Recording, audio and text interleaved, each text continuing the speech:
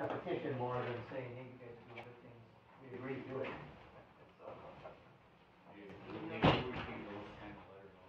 Yeah, yeah, it always works that way. You get the letters you don't want to get. Yeah, you don't get the ones that you do good stuff. Oh, yeah.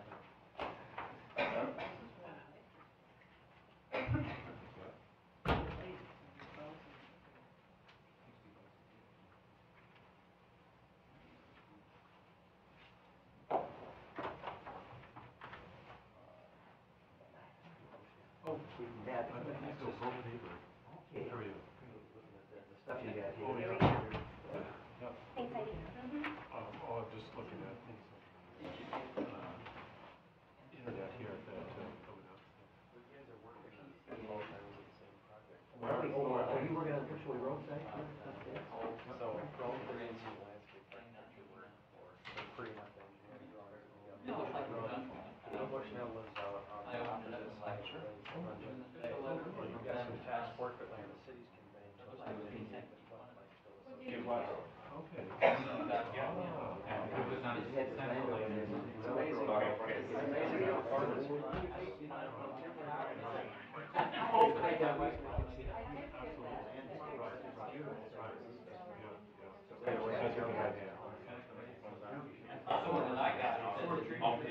Like wave over me and I'll try to find them.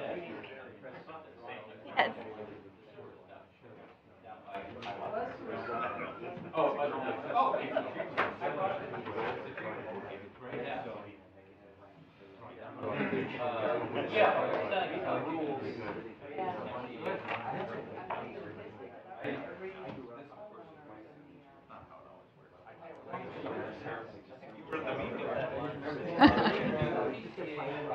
May I have your attention? Yeah, that's way. Call to order the meeting of the Board of Managers of the Minnehaha Creek Watershed District, February 26, 2015. I see that all managers are present except Manager Olson and Manager Shackleton. Is there any member of the public who wishes to address the board on a matter that is not on the agenda or that is on the consent agenda? Mr. Bushnell, if you'll come to the microphone and give us your name and your address, please. Well, you probably don't need the microphone, but I'm Bill Bushnell. I live at 940 Maple Crest Drive in Minnetrista. And I am here to address the board on a matter that I believe is on your agenda. You have a project going along Bushaway Road, the Highway 101 causeway that runs through Graves Bay. And because of the things that you, I'm sorry.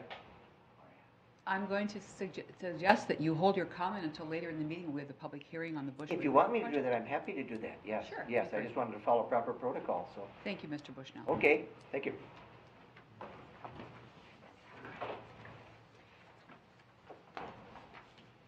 Next item on the agenda is approval of the agenda.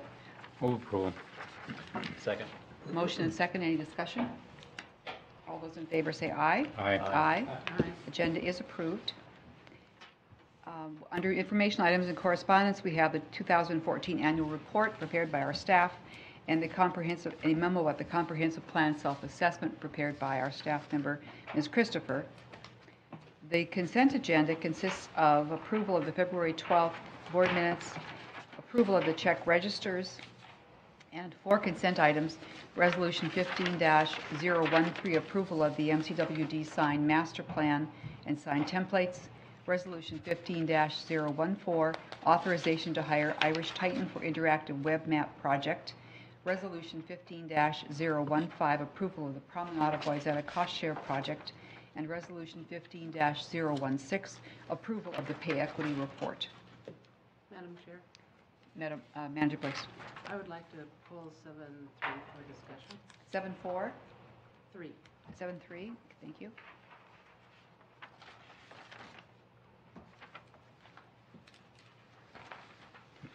Move approval.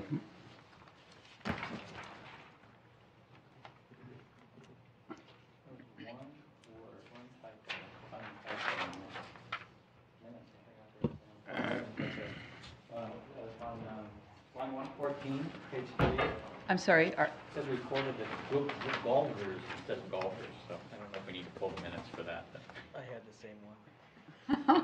If we could just make that correction, it can go in the end. Yeah, there's a couple of little minor typos that are non-substantive that we'll fix. Okay. So there's a motion to approve the agenda with the removal of 7.3. Is there a second? Second. Motion second. Madam Chair, Mr. Welch?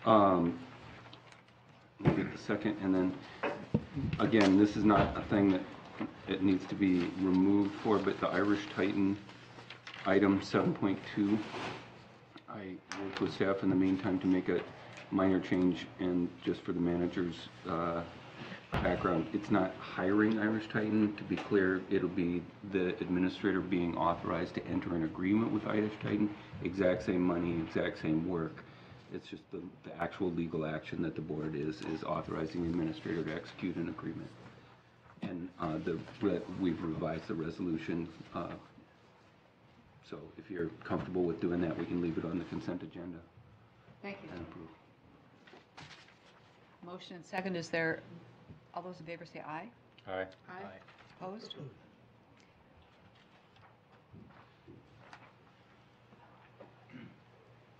I just did that because I wanted to say Irish Titan.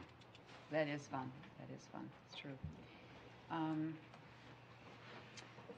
Under board updates, first up is the president's report. I have 3 items to mention. The first is that it's a good time to be talking about retreat topics or thinking about retreat topics and timing, so I'd appreciate thoughts from board members about that. And one thought that's been voiced is that it might be, the time might be ripe for us to look at long-term view of the organizational goals, perhaps thinking in decades in terms of instead of years. And although we have April 30th, an evening, the 5th Thursday on our calendar, it might be that this would develop into being a Saturday retreat. So just a heads up and a request that manager be thinking about topics for the board retreat. The second thing is that there will be an executive committee meeting on March 26th instead of the April meeting because the audit will be ready for the review by the executive committee at that time. And a reminder that when the executive committee meets to review the audit, it's the president, vice president, and secretary who meet, not the treasurer.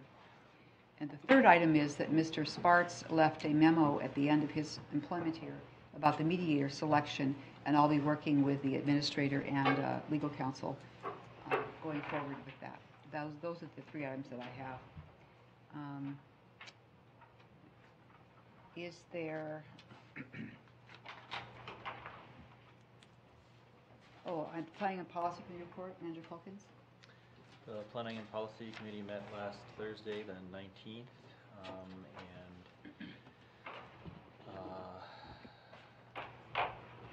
primarily discussed the proposed criteria for the cost share programs and the grant programs, and passed a resolution on that onto the board, which is on the agenda later on this evening.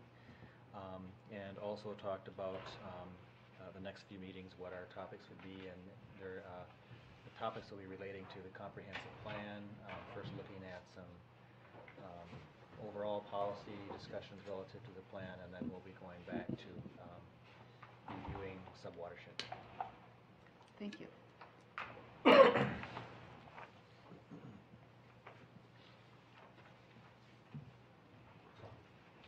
Are there other managers who've attended meetings or events that they'd like to report on? Thank you. Report on the LRT? Dick, would you report on the LRT? Yeah, well, we met for the first time since, I think, December. Under Commissioner Dorfman, the Southwest Community Works LRT committee met monthly, but now we're meeting periodically, I guess, because of the slowdown in the approval process. There's some good news and bad news. We've been pushed up on the agenda for in the rating on the federal criteria needed for funding, and I don't believe there's anybody ahead of us in the country on ratings, so we're in good shape there. And the bad news is that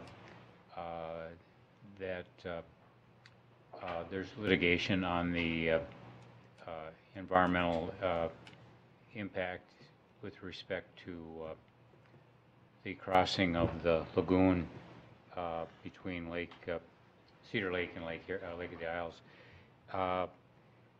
And that seems to be moving quite rapidly, and I think they'll have a resolution of those issues before the timeline to begin construction. And the three, I forget, what are the three stations that, I think all three of them are in our watershed district that have been selected as James, what they call extensive planning or whatever. The Beltline, Blake Road, and Shady Oak. Shady Oak is not in our district, but the other two are. And there's on the Blake Road, it's a whole combination of planning efforts by the city of Hopkins, the county, and we're included in all those studies of trying to figure out the configuration and the ultimate uses of the lands around there. It's pretty complex, but the county is fully committed to secure the resources necessary to do the planning, so it's a comprehensive solution, both the roadway and the station and the surrounding development. So I think the next meeting is in a couple months, rather than meet monthly with just no progress reports.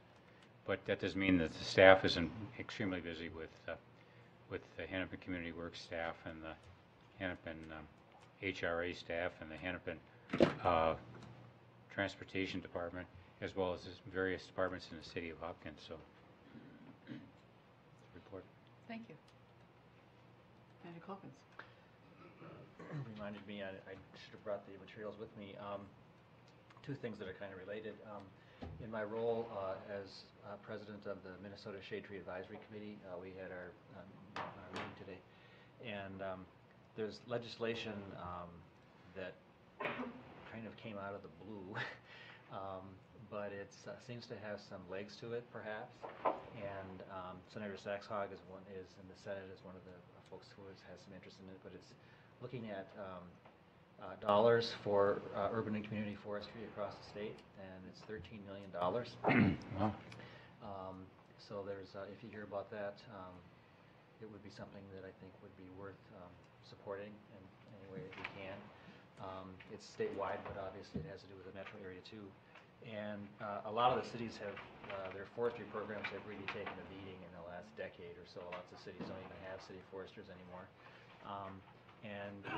We were having a discussion about a number of the cities are paying for their city foresters and some of those budgets out of, interestingly enough, their stormwater utility fees, which I think is a good thing because it does make that connection between trees and water quality, which some people argue for and some people argue against. So I think it's a good thing if there's a growing realization that those that's a valid use of those dollars. Thank you. On a related topic,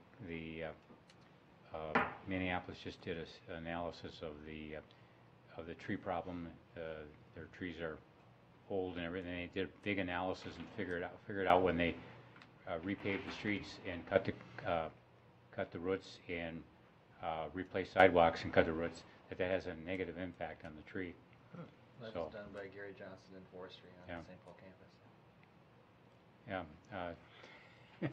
I think most even untrained, unprofessional people would have made that conclusion a long time ago, but apparently they needed a professional opinion to sort of. Well, I came out of the tornado They So many went in trees and came down. assessed the trees that came down and why they came down, and Oh. most of them were related to some kind of construction, and it was mainly sidewalks. Good to know. The upcoming meeting and event schedule is listed in the agenda. Madge West? I won't be here next week, so in case anybody That needs will to be know that. the 5th then? Yes. Okay, thank you. Of one weather. Seeing as how I'm one of the 2 voting members on the committee, so you know, Oh, operations committee. yes. I won't be here for our committee, We'll need to make sure Mr. Olson is, yes. he's gonna be here. But that's why I'm bringing it up, because there are so few of us, and Yeah, okay, it sometimes makes a difference. got it. If he's not gonna be here, we may need to reschedule. Thank you for letting us know. Item 9.1 on the agenda is the public hearing for Highway 101 Causeway Reconstruction Project. We'll open the public hearing at this time. Staff will present, then we'll allow members of the public who wish to make a comment to speak. And then those comments will be collected and become part of the process. We will not be making a decision this evening. Mr. Whisker, Ms. Schaufler. Ready? President White, managers, I'll provide a brief introduction, and then Tiffany Schaufler will run you through the feasibility and costs associated with the Highway 101 Causeway reconstruction and the Watershed District's partnership with Hennepin County for shoreline stabilization. So again, just to reiterate, tonight is a public hearing for the project. That's one step in the capital project ordering process outlined in statute and required by the Watershed District's plan. And so tonight, no actions required. This is information only and soliciting comment from the board and interested members of the public.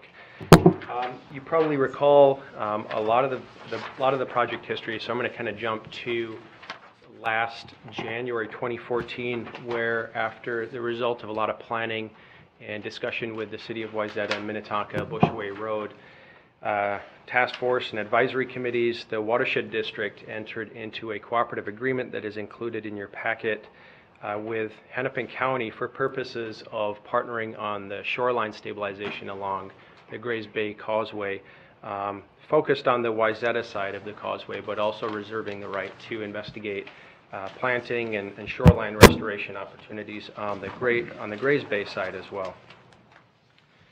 The main thing that you're going to see tonight is in the cooperative agreement, Wenck Engineering, the district's engineer, had put together engineering cross-sections for vegetated reinforced soil slopes, or VRSS, as a typical section. And tonight we're going to provide you a little bit more information on how that section applies along the running shoreline of Wayzata Bay. And we're going to show you recommended options for the Grays Bay side. In addition, for work on the Wayzata and Grays Bay side, the project interacts with the 100-year floodplain, and in terms of following the Watershed District's own rules, we're obligated to provide floodplain mitigation. And you'll recall that in the past there's been action on a partnership between the Watershed District and the City of Minnetrista to convey a 3.26 acre piece of tax forfeit conservation land on Jennings Bay from the City of Minnetrista to the Watershed District for purposes of flood mitigation and wetland restoration associated with this project. And so those are included in the project cost tonight, and you'll see a little bit about how this project ties to that one. They're on opposite ends of the lake, two different cities, but how those two concepts work together to make sure that we have the right amount of floodplain mitigation. So again, Tiffany will cover how the concepts apply in plan view and cross-section, what the costs are, what staff's recommendation is, and then we'll see if there's public comment. Included in your packet is a draft resolution for consideration for a future meeting, and included as attachments to that draft are copies of the executed cooperative agreement with Hennepin County, copies of the feasibility information, preliminary design concepts from WENC, technical feasibility of the floodplain mitigation, letter of support from the City of Minnetrista, the cooperative agreement with the City of Minnetrista, and a resolution of support from Wayzata. And those are, some of those things are procedurally required as part of the Watershed District's capital project ordering process. All right. So I'm going to step in and talk about the shorelines themselves and then also touch on the wetland restoration work in the City of Minnetrista. So here, as James noted, is what we proposed and obligated ourselves to for the Wayzata Bay side. We reserved the right at the time to investigate the Grays Bay side as well. So I'm going to walk you through the different 3 scenarios that we've looked into and then provide the recommendation for the Grays Bay side. So this shows a existing typical causeway section on the top and the proposed section on the bottom. The proposed includes lanes that are approximately 22 feet wide, a shoulder that's 10 feet wide, trail around 10 feet wide, an edge 4 feet, and then the swale to the left side of about 2 feet. So what I'm going to walk you through is 3 different scenarios. So one of the maps I handed out was this. Another one is of just the red. So option 1, or for the Wayzata Bay side, the option stays the same for all 3 options. It's the VRSS of the section that we just showed. So that stays the same no matter what. What I'm going to walk you through is the first option is option 1. And this is the option staff is recommending. It's the most cost-effective from our viewpoint. It's the least intrusive and helps us stick within the project budget that was in our comprehensive plan. So option 1 for Wayzata Bay, I'm just going to show you a cross-section. Again, shows the same. The top shows what's typical for the central causeway and the north end side of Wayzata Bay, and then the lower cross-section is showing what is the typical for the small island.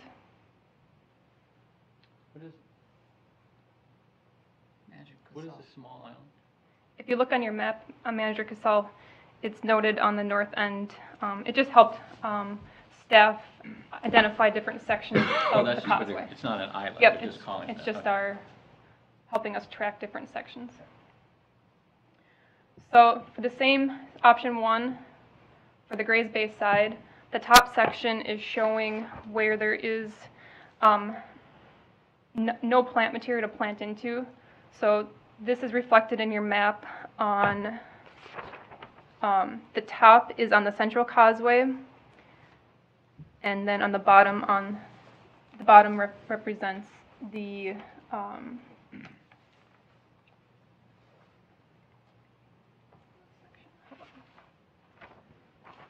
sorry.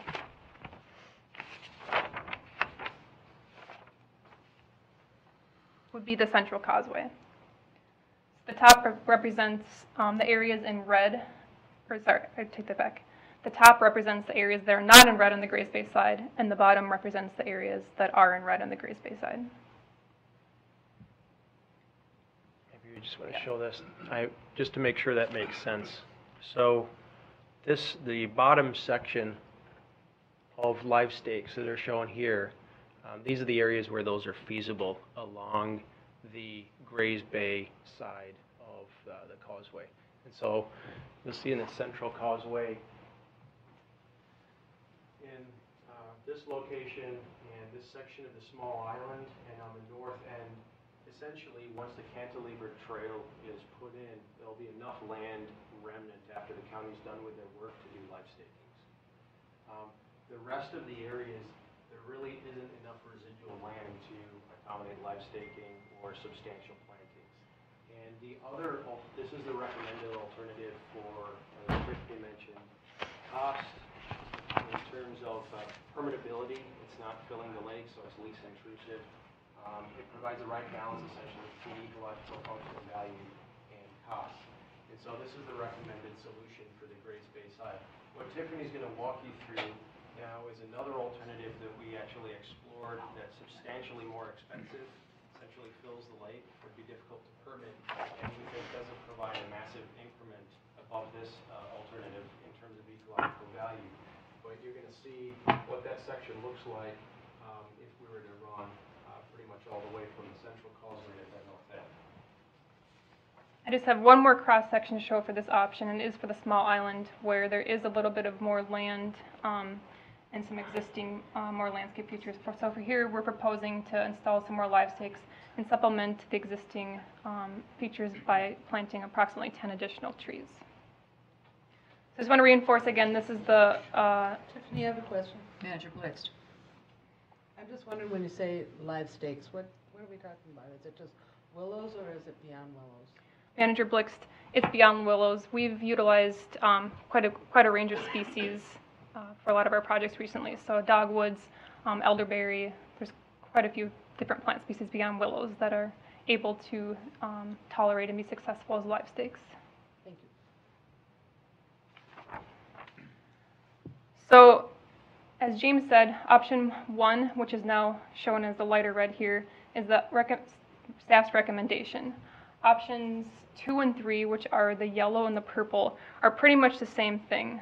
The purple, all it does is extends through that north end section on the top side there. And option 2, which is the yellow, is an additional $400,000. And option 3, which is the purple, is an additional $775,000. So this is what both those options would look like as a cross-section view. There's a lot of costs associated with bringing in the fill, bringing in the riprap, to basically bring in material just to plant plants in. So, and it also, with the cost that we've come up with for option 1, to add on these additional fill and riprap would likely require a plan amendment because it would go above the budgeted cost that we've set aside in the plan. And it impacts the lakes pretty significantly while, from our view, providing little ecological benefit. So again, I just want to confirm or reaffirm that this is our recommendation. And now I'm going to move into talking about the Minnetrista wetland restoration associated with our permit. Manager Colquhoun. So before we leave this, the areas on the Grays Bay side where there is no red, so where there's not going to be any work done, is the existing vegetation that's there now, is that going to be maintained? Is that what will be there then, or what's going to happen in those areas? Manager Casal, I apologize. We're kind of assuming the worst. We're not sure what's going to be there, so we were assuming it would be barren and coming in and planting. If there's existing vegetation that remains, that's great. We can supplement it, but there's just kind of assumptions when we were going through our cost estimates of what would be left after the county came through. So there will be plantings going on in the areas that are not red? The county, as they go through and impact this part of the corridor, they're required to do reestablishment. So there are planting plans, if you want to call them that. But these areas are very limited. They're underneath the Cantilever Trail, and so it's probably going to be mostly seeded. And so that's what those areas are going to look like, is roadside seed under the Cantilever where we're not doing plantings. And Manager Calkins, I'll add, when we were looking through the cross sections in a bit more detail throughout the whole causeway, the areas in red on the Grays Bay side, there wasn't much even soil to be planted into. So that's why we weren't recommending doing any additional plantings, because there's no medium to plant into. Or not enough to. Actually, from my recollection, except where the access to the lake is, that shoreline is pretty well vegetated now, mainly with false blue indigo, which is pretty unusual. And so will there be any attempt to actually preserve that or not? Manager Calkins, it was, in working with the county, it was our intention to try to preserve that, but I don't know if that was in the agreement at all to try to preserve. It's really going to be tied to construction practices of the county. and what they need to do to get in there and build the road in terms of what's left when they're done. And we are on site as providing construction observations for sediment and erosion control, but that wasn't built into the agreement in terms of protection. And if you look at how the section's expanding for the trail and everything else, there will be impacts to vegetation along that side of the shoreline. So it's hard to articulate exactly or quantify exactly where and how much every impact is going to occur because it's a construction project of the road. I don't have a clue how they can work on that without bulldozing it water to water, to be honest, but maybe they can. Yeah, and that's why when Tiffany said we're sort of assuming the worst, the general assumption here is that through construction it's going to be very difficult to preserve any conditions. That's our base assumption for this project. If they're able to preserve more of the existing vegetation through construction, great, but that's not what we're assuming. Thanks. Manager Blixt. So, Tiffany, when you talk about limited benefit, could you kind of give an indication of what you mean by that? Manager Blix, to me, the cost the cost benefit isn't great. To spend over about $750,000 to be able to provide some, basically, from my point of view, some vegetation, just more of a visual enhancement, isn't necessarily within our mission at the district. Okay, but when you say visual, are you saying that it's not going to provide habitat or not going to provide any water quality improvements? None of that, neither of those? Manager Blixt, the amount of fill and stuff that you're bringing in to provide enough material for the plants to grow, to me outweighs the benefit of, because essentially what you're doing is bringing it in to provide screening of the cantilever and all of that.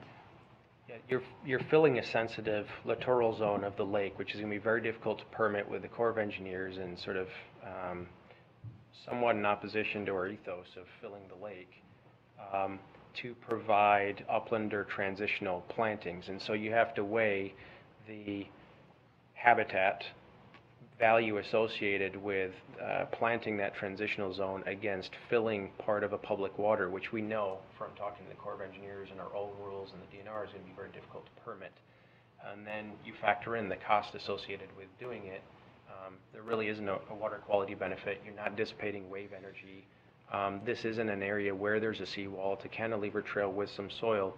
So when you add all those things together, and if you were trying to quantify that in a cost-benefit matrix, it doesn't make sense to us that you would fill the lake to have some transitional plantings at the Grays Bay water interface with the shoreline. So, okay, but fine, I understand that, but then it's hard for me to understand why we wouldn't want to have some sort of opportunity for filtering of the road runoff. Right. And, you know, for salt and debris that would carry the sediment into the lake. So are we not going to have any sort of treatment for the road, or is it just going to all wash directly into the lake?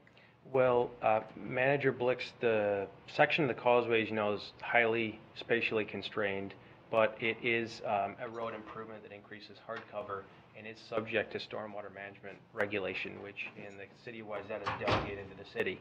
And we covered that with the permit application. So we were co-applicants with Hennepin County, and when we presented that permit application back in January, we covered that the shoreline won't filter anything because everything's catch basined and curb and guttered. And so there are inline stormwater treatment devices and some catch basins along that section of the causeway. And what we looked at was the section of the causeway that drains is relatively small drainage area, small increase in hard cover, and then they put in structural devices to provide that pre-treatment part to the lake, which fulfilled their regulatory obligations. And as part of the board resolution back then to investigate partnerships, we were directed to find or identify potential opportunities for stormwater enhancement, and we'd reported back at that time that there aren't any because of the constraints. Okay, and I'd forgotten about the curb and gutter piece of it. But then, what about the salt issue? Because obviously, when the plows go by, they're gonna push beyond the curb and gutter. I mean, that's their goal, is to Yeah, get the stuff away off the curb and into the, right. I'm not sure what the question is. I mean, I understand this sort of spirit of the question, but it's going to function the same way it does today. They're going to plow the snow and the salt off the road onto the road embankments, and it's going to run into the lake. okay, thank you. There's not much that we can do about that. Let's invent a new snowplow. Within a regulatory scheme, given the style of this project, public safety, add all that together, there's not any opportunity to mitigate for that in this particular instance. Manager Casal. Thank you. You done? Yeah, thank you. Could you go back to the cross-section of, so that's the one there on the right where, no, you were just on the first one. There. No. The first one you went to. That. Okay, so this is the one, so that dark line underneath, that's the current lake bed, right? So that would all be filled there in order to bring it all up so that you'd basically have that land to plant. But the one on the left, that is what we're planning. We were only talking about the Grays Bay side. That's correct. But the one on the left is a representation. Now, there's another one that you had there that showed, this has to do with what Manager Calkins was asking, shows how much the road is widening, where it showed the original road and had the, yeah, right there. Wait, I think you just passed. The existing and proposed road sections that show the section and 28 how to much is 54. growing. Yeah, this one. So, I think this goes to what Manager Calkins was talking about. The existing road is 28 feet, and they're gonna make it 54 feet, and they're driving sheet pilings in. and then 54-foot we've got right-of-way. sheet piling. 54-foot right-of-way, Right. but yeah, But that's where the sheet pilings are gonna be yes. out there, so they're gonna almost be driven in, so that what's the vegetation now is gonna be on the underground side of the sheet piling. So if we go back to your recommendation, where the red line was, the cross-section. So, okay, Yes. so this is the red line, this is the recommendation, right? The one on the right on the bottom? Yes. So that's where there's gonna be place to do planting, that's the red line. Yes. But where we get to the part that's the black line, where there's no room to do that planting, aren't there, like some water-based plants that can be planted, not in the land, but in the littoral zone? They will have some, they can have some height and have some screening of that, basically cantilevered seawall. Yeah, Manager Casal, when we were looking at this, it was the section of it where we were looking where there wasn't enough soil to plant into. It was like 5 or 7 feet, and I'm not aware of too many native emergent plants that are going to be able to grow to that height and provide that screening. There's What kind of definitely a height some could they native. grow to? You can probably get up to 3 feet. Well, We can definitely covers half of consider it. some emergent. Yeah. So, could you bring us back some possibilities of what that might look like, so there is something done in those areas where we can't fill? Mr. Whisker. I would offer that for the purposes of project ordering and the public hearing, that the number that's included in the public notice and the public hearing, $1.6 million, includes design, construction oversight, and capital costs. And I think within the planting budget that's allocated for the Grays Bay side, since it's live staking, that there's probably enough room in there to consider some of these options. So that's something that we can look at and can bring back without impacting the hearing or the ordering So after the project. project is ordered next month, and then it goes into design in the summer, in the spring and the summertime, that's when more specifics about this can be fleshed out. Right, these are feasibility cost estimates for the purposes of ordering, and then once you get into detailed design, what we wanted to do is provide enough resolution in the section so everybody had a clear understanding of what you can do and what you can't do, since this is so visible. There's been so much attention paid to it. But yes, the costs and the design will be further refined once we get into design and you get real design engineers' estimates, and those, I think, within the number that we've included, we could certainly consider avenues to pursue emergent plantings. Thank you. Other questions? Manager? You know, I walked in with a discussion of snow plowing and salt. And was reminded of Steve Brandt from the Star Tribune, who today posted a picture online of a big old snow pile from 1964 that Minneapolis Public Works shoved off the 3rd Avenue Bridge because there was so much snow they didn't know where to put it. And his point was just that, you know, 50 years ago, we were dumping snow and all the salt into our waterways. And my point to this is the public agencies that are shoving the snow around and are putting chemicals on the ground are not putting the same mixes that they once did, and that's because of work that we've done. And I know that the agencies that do that continue to do research and are attempting to diminish the amount of chemicals flowing through our watersheds.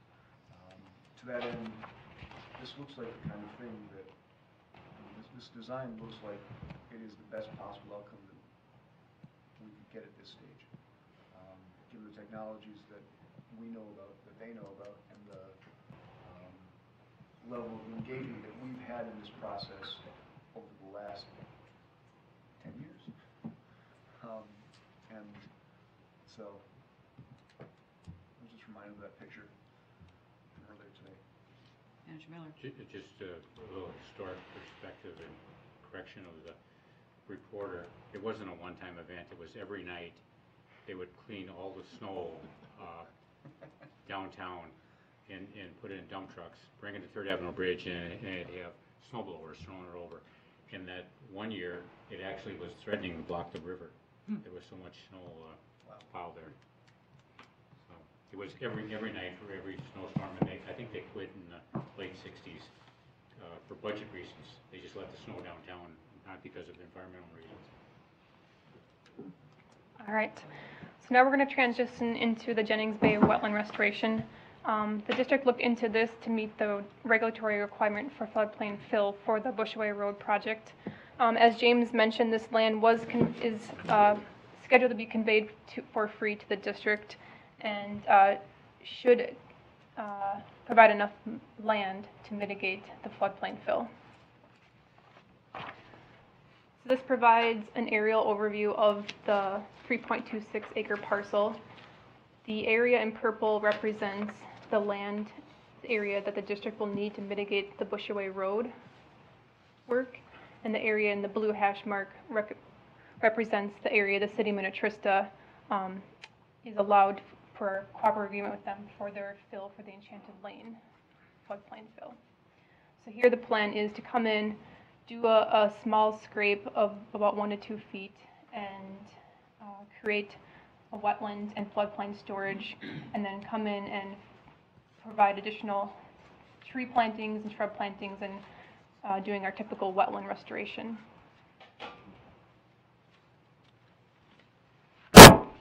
Who's going to own that wetland? Is it the city or us or what? Manager Miller, the plan is for us to own it if everything goes well with conveying the land, and if we aren't, if the city isn't able to convey it, we still are. They were still planning to give us an easement over it to maintain it. So it'll be our fiscal responsibility. Correct. Okay. That's right. So we're going to end with the costs and benefits. The estimated cost for design, construction, and maintenance for the Bushway Road project and for the associated Minnetrista wetland is $1.6 million. The benefits is promotion of bioengineering techniques for the Bushway Road, improving water quality, enhancing shoreline habitat, and providing erosion control. The project schedule is tonight we're hosting the public hearing. Pending the hearing tonight, the plan is to order it on March 12th. We'll then begin design this summer and then anticipate construction in the winter of 2016 and in the spring of 2017. And with that, we can take any questions. Manager Casal, thank you. So going back to the Minnetrista, there. So the purple area is what's needed for, to mitigate for the floodplain fill, the bushway.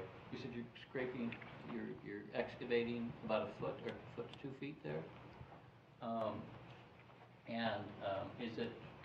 Is it possible to excavate more so there's some extra capacity if we need it for this project or another one, or are we getting down into the groundwater so it's not really adding any flood storage? I can answer that. Magic Saw managers working on this with Wenk. This whole area used to be wetland. The channel up there, the island with the swimming pool, and it was all dredged back in the 40s and 50s. And then the dredge spoils presumably were piled in this location on top of the wetland. So there's only so far down we can get, like you said, without really providing additional flood capacity. And the idea here is not to just dig a big hole and mitigate floodplain, but actually restore some function and value. And so we've picked a depth of excavation that allows us to achieve wetland restoration, function, and value, which ultimately might provide another layer of partnership on this project for future wetland mitigation and that sort of thing, wetland offsets. So. And the blue area is for where the road on, is it Enchanted Island, where the road was regularly underwater, so that'll allow that road to be built up to be permanently fixed? That's right. Rather than having to bring in Class 5 gravel every time we have flooding? That's right.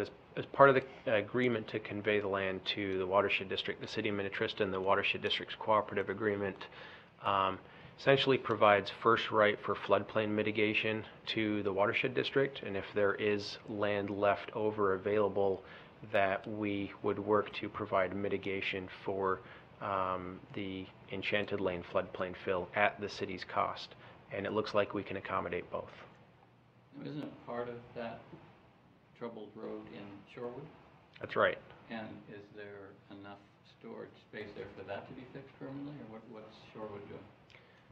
Magic Saw managers, we met with Shorewood earlier this week, talked about a variety of projects, and Enchanted Lane was one of them that came up. They are exploring locations for permanent flood mitigation, and we're undergoing a similar screening process with them as we've done for Minnetrista. We don't believe that it's really viable to mitigate for Bushway Road, Enchanted Lane Minnetrista, and Enchanted Lane Shorewood on this project, given the concerns of residents in this area. Directly west of the tax forfeit parcel is a single-family subdivision, Orchard Cove, and the residents, the existing residents that you'll see across the channel to the east have concerns about screening and tree loss, and so through conversations with them, we want to make sure, and I think we have provided extremely adequate buffer along the perimeter of the shoreline, and so that's why our mitigation location is where it is. So any further excavation, I think, would jeopardize that relationship. Thank you for the extra detail. Are there other questions before we open up for public comment? Thank you. Is there anyone, Mr. Bushnell, of course, could I see a rough show of hands of others who might be wanting to speak to this question? Okay, thank you. Mr. Bushnell. Hi, I'm Bill Bushnell, as I indicated earlier, from 940 Maple Crest Drive, which is in Minnetrista. I'm here on behalf of a large number of residents, all of the residents of Maple Crest Drive, residents that fall in that area that you were just referring to, Manager Casal, where the channel was dredged and the landings development was created. And I've spoken with all of them prior to our public meeting that we had, as well as on an ongoing basis, and also residents who live across on the other side to the south, who have had some concerns about the Orchard Cove development and what that does to the environment over there. Basically, as I spoke prior to our public meeting to a number of people, just to see what the general tenor was. Are you in favor of anybody, in favor of the watershed district owning this land instead of the city? In favor of anything being done to it? What are there any concerns? Let's just see what the feeling was. And generally, I got two things loud and clear. The one was very positive feeling for the fact that this would be in the hands of people who have environmental concerns, would probably be doing the right things to it. And they had positive feelings about the watershed district, so this was all very good. And the other thing that came out very loud and clear from almost every person I talked to, as was alluded to by James Whisker, is trees. Please save all the trees that you can. And as one of the people said, you know, when you cut down a tree, that's gone for the rest of my life, even if you plant another one. And in some cases, it's gone forever, given in this area, because those trees are holding that land together. And without the trees, the land washes downstream and washes into Jennings Bay, and there has been a serious erosion problem there over the years.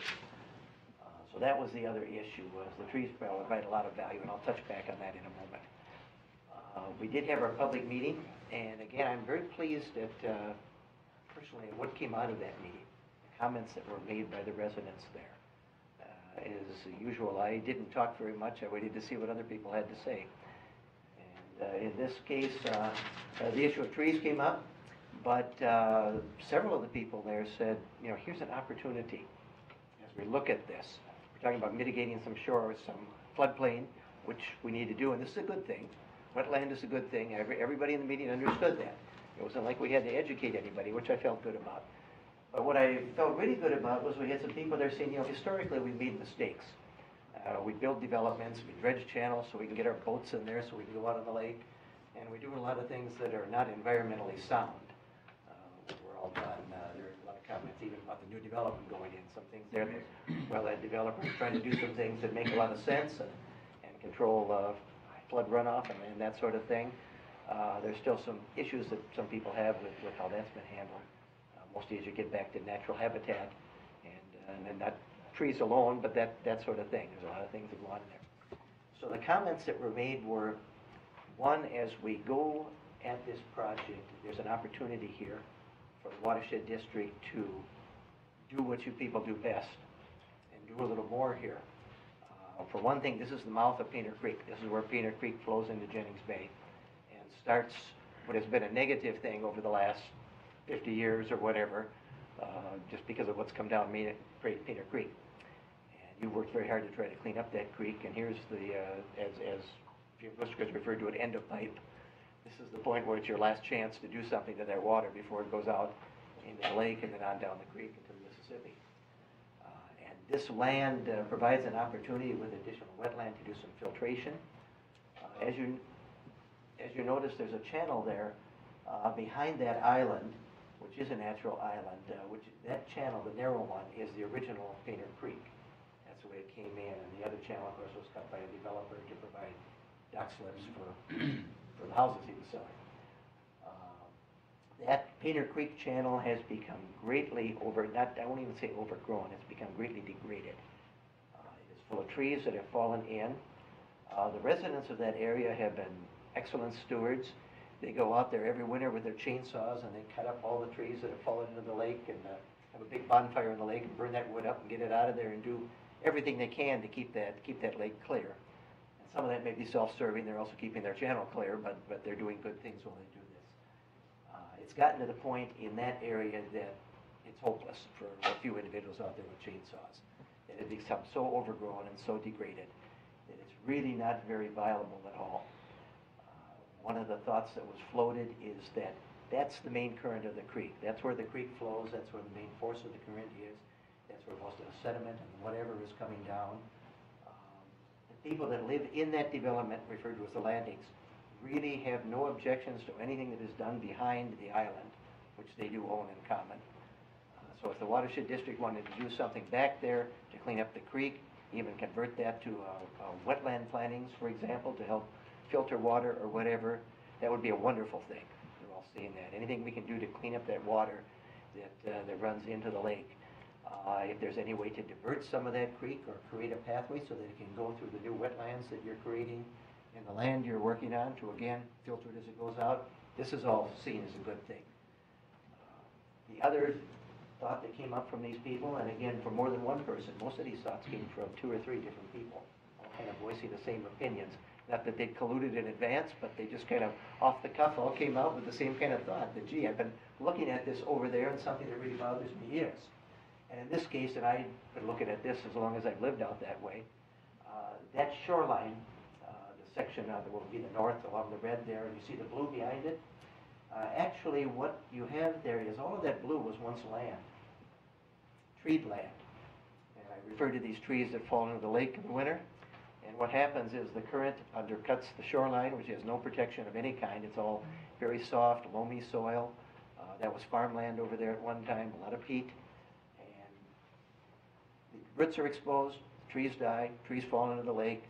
We've now got a shoreline is moved back further, that erodes some more.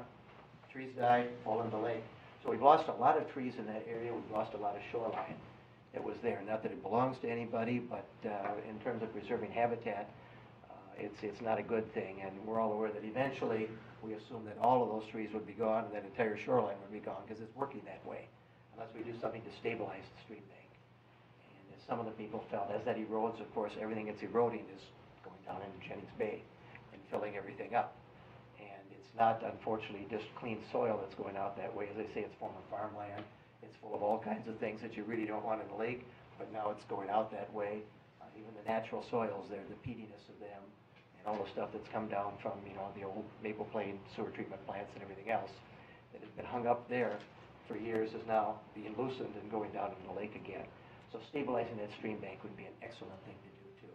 Also, just preserve the habitat there. So what you have in your packet somewhere is a letter, not a petition, but it's a letter of support, essentially saying that we are all very much in favor of this.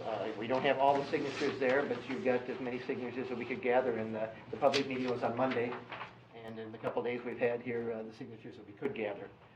And out of that, you see, aside from strong support for what you're proposing, are 4 points that the residents felt pretty much in absolute agreement that need to be done. One is, of course, maintaining those trees.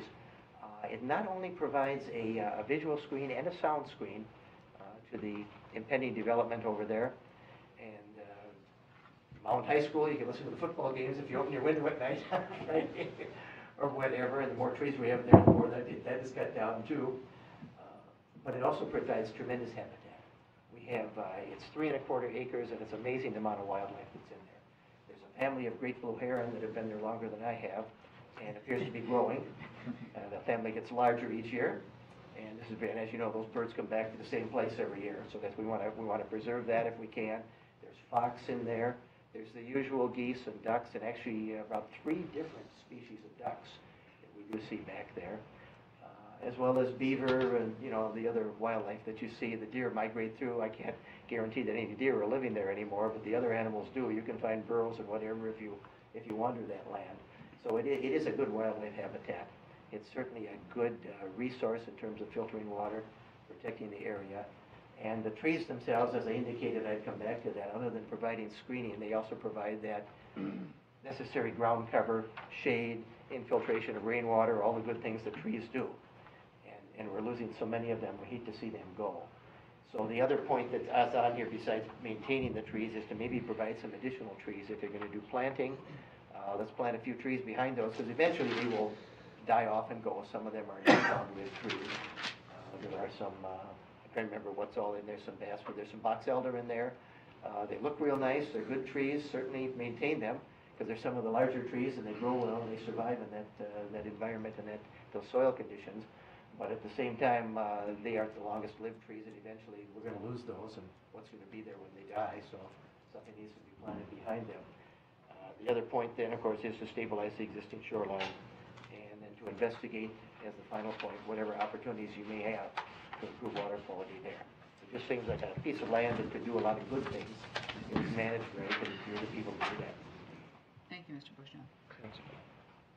Manager Miller. How much are we planning on spending here? Manager Miller, managers, initial project estimate for grading and restorations in the ballpark of $200,000 for this. How much? $200,000 for this piece of property.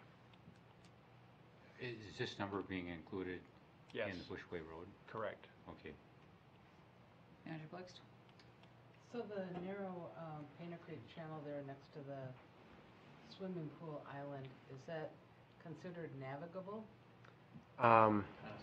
Well, it would definitely, under our regulations, Manager Blixt fall into the category of navigable if somebody were to come in for a dredging application, because it's got a history of repeatedly being dredged. As far as it being navigable for the watercraft that are out there today, I think what you've heard is it's not. In fact, the aerial probably doesn't adequately show, how shallow the water is out there and the obstructions and the vegetation and that sort of thing. It's essentially its whole area, if you were to zoom out and look at historical aerials, was a really large wetland complex, and it's reclaiming itself as wetland. And so I guess my question is to get to Mr. Bushnell's, one of his requests was to potentially, would it be possible for us to legally route the creek through our new wetland there? Well, for treatment purposes, just legally? Or do we have to maintain it as a navigable channel? Right. Manager Blake's managers, I don't think we're prepared to answer that tonight. When the opportunity to potentially convey this piece of tax forfeit land originally came to district, obviously we're aware as staff that this is the end of the pipe. It is where Jennings Bay or Painter Creek discharges into Jennings, and are mindful that there may be larger opportunities outside of this initial project, and those are things that we want to take a closer look at. This part of the channel that's been dredged is not part of sort of Painter Creek proper. I don't think it falls under ditch law. It's part of Lake Minnetonka, so it's part of the ordinary high water of Lake Minnetonka. It's probably regulated as public water under DNR and the Corps and everything else. So in terms of formally reclaiming it as wetland and restoring it and how that interacts with the channel and then upstream hydraulic, that's a much larger series of questions that I think we've started to look at, but I can't answer your question directly tonight. We're looking at it in context of a larger improvement. It's not a part of a formal feasibility study or anything like that. I think we're cognizant of all those opportunities and are actively looking at it. And that would be great if you did, because it just seems like, well, we wouldn't want to go in there twice. It would be nice if we and I think could do it all at the same time. what we could do is the timeline. I don't think Tiffany's actually gotten. Did you get all the way through the timeline? Is the end of 2016, early 2017 is when the roadway will be complete and we can actually get in and do the Bushway shoreline. We'd want to do this work concurrent or in advance. So more than likely it'll be done end of 2016, early 2017. So we have some time to investigate those other opportunities, bring those back to the board, and present findings and possible opportunities. Manager Miller? Would this fall into that work that we were doing with the Corps of Engineers on Painter Creek, or is that too far upstream? Manager Miller managers, it's in the same sub-watershed. We are looking comprehensively at Painter Creek in the background as we identify our other priority geographies. To answer your question directly, it was not included in the original feasibility study for that the Army Corps of Engineers performed, but we'd always anticipated the watershed district doing more localized projects that would add on and connect the Corps' projects as part of a larger corridor restoration. So to yours and Manager Blixt's point, what we can do and what we have been doing and planning on doing is looking at the opportunities here in context of that sub-watershed in the larger corridor and how that would intersect with the Corps' work and our CIP and all those sorts of things. I'm going to hold questions from the board at this point and ask the other speaker to come forward.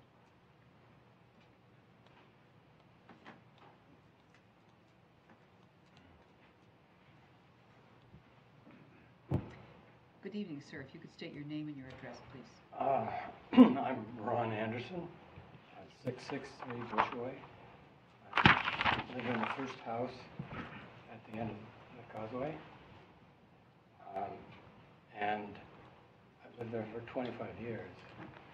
When I first moved to Minnesota 50 years ago, I remember driving up over that Grays Bay Bridge and looking at Wayzata and Grays Bay at the same time and thinking, this is the most beautiful place on the lake.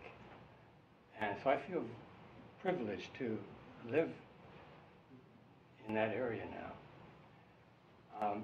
But it's been very difficult for the past 8 years in negotiating with the county, with Watershed, the city, to develop Bushway Road into a modern road and still keep it beautiful. But I have worked very hard, and many of the residents on Bushway Road have met with the county in the task force and the committees. We've invited members of the watershed, and James has met with us at several of our community meetings, several of our task force meetings with the city. And for the past 7 years, we have met approximately 150 times,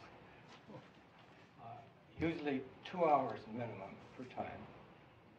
And so we've invested a lot of effort into retaining the ecological and aesthetic character of the area. And I was totally in favor of the watershed developing this shoreline treatment on Causeway. I supported it last week with a letter to the council, the city council. But what happened was the information that I was basing my opinion on was what you had on your website, which was only 2 or 3 pages, and then the document that was attached to the agenda on this Monday, a plan which on the surface seemed quite reasonable and consistent with what we've been working on.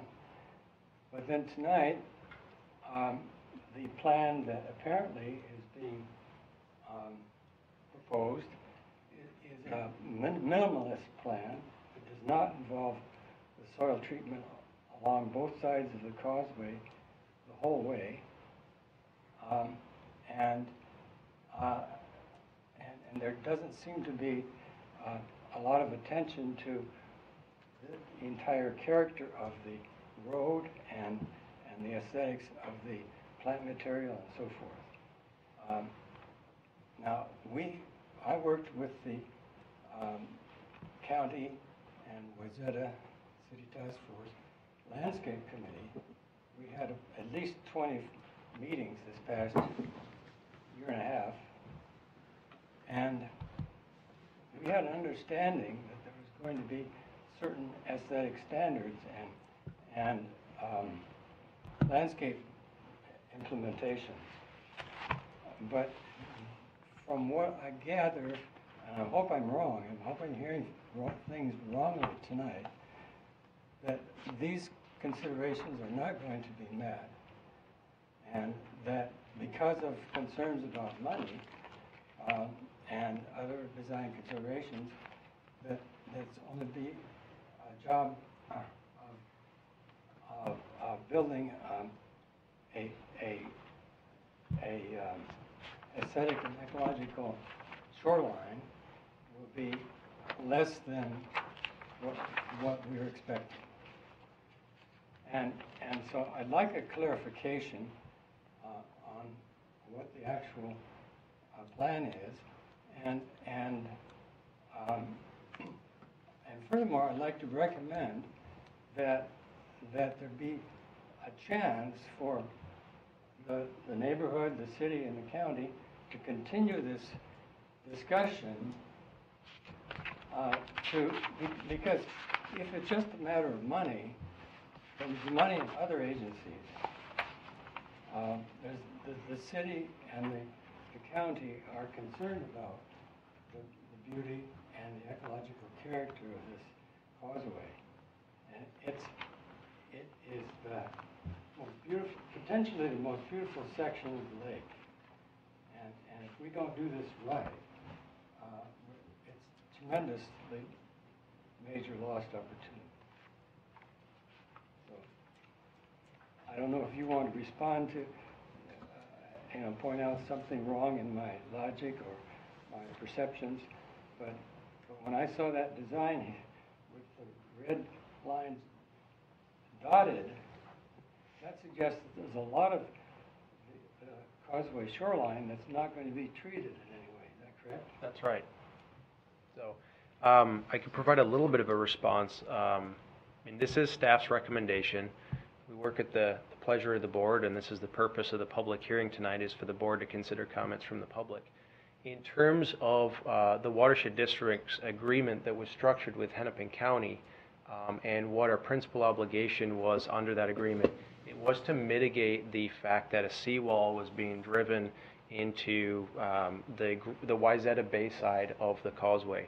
And so if you look at the proposed section, if you could bring that up, right, the proposed section after construction. So if you look at the bottom picture there, the left side of the picture, Wayzata Bay, the county is proposing a seawall, and that had significant permitting issues with the watershed district. And the watershed district entered a cooperative agreement with Hennepin County to mitigate that impact by installing or committing to install vegetated reinforced soil slopes. That's the main essence of our cooperative agreement that we reviewed through public hearing last year in January, that was noticed the same way this was.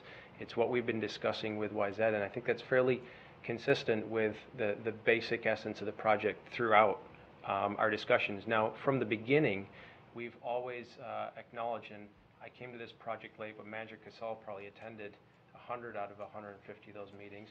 So we're very keenly aware that landscaping throughout the corridor and the aesthetic of the corridor was of utmost importance to residents such as yourself up and down the corridor.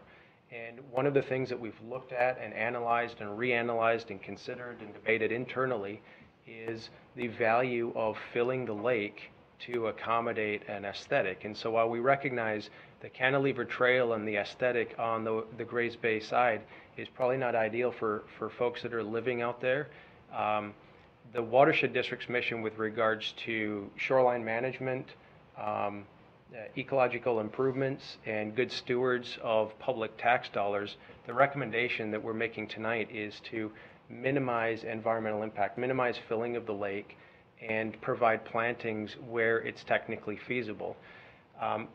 That decision or that recommendation is based on conversations with, United States Corps of Engineers, the DNR, other people that are charged with protecting public water resources, and the likelihood of us being able to actually pull permits to do the work differently, which would involve filling out into Grays Bay. And that's not to say that it's impossible.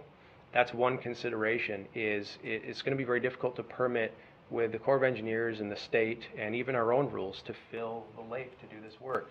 And then the actual improvement to function and value of the ecology of that shoreline measured against an extra $750,000, it's just staff's recommendation it's staff's recommendation against doing that in favor of a more minimal approach to impact. And so, I apologize if, the perceptions were different, but that's the purpose of the public hearing, and the project isn't done yet, and the board can factor those comments into its deliberation as they move forward. And so I want to be very transparent in what the proposed project is, which is why we've taken the time to really draw out foot by foot what the sections are going to look like. Because we knew from the beginning, when the sections are proposed by the county, they're, quote, typical sections. You don't get a section by section by section. And that's what the Watershed District has done, is taken the typical section and show you how that actually interacts with the lake from the whole running feet of the causeway and what it's actually going to look like. So Thank you, that's, Mr. Whisker. I would add that approximately 9 months ago, we signed the agreement with the county, and it said that we would do work on the Wayzata Bay side, and there was a possibility of doing work on the Grays Bay side, but it was not part of the agreement to begin with. right. And so the purpose for tonight was to come back and provide for public comment the level of analysis that we've done and staff's recommendation and see what people thought about it. And Can I ask one more question? Sure. In the area toward the north end of the causeway, I understood your report tonight to be saying that there would be some of the existing land that would be untreated and that you wouldn't do any That's right. work on. So, yeah, is that your question? I mean, I can, do Yeah. you want to be more So, specific? So for example, this area here That's right. and this area here, or is that part of the plan? Right. So everything in red is proposed. So the central causeway and the north end, there's enough land to do life staking, which will provide some vegetative screening. It's going to look better than what's proposed by the county section. And this middle section here, there's enough land to actually do more robust planting section with trees and shrubs, so about 10 trees. These other sections where nothing's shown, nothing is proposed to enhance the county section, which will mean you know it's going to look how the cantilevered section has been shown tonight. Well, I would like to point out one of the problems that we have in living there is that in the summertime, it is very dangerous to come out of this driveway here because there's so much vegetation, tall vegetation, that it's impossible to see traffic coming on either side and turning in the driveway, of course, in the same way.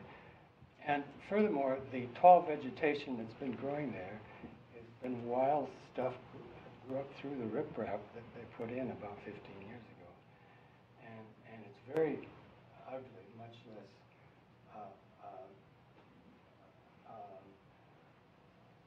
safe. And so what we need is to fill out the entire area and also to make accommodations for so that the growth that comes up there doesn't get in the way of both aesthetics and safety. We know from, at least from 25 years of living there, that the county doesn't do anything to speak of in the way of maintaining the embankments.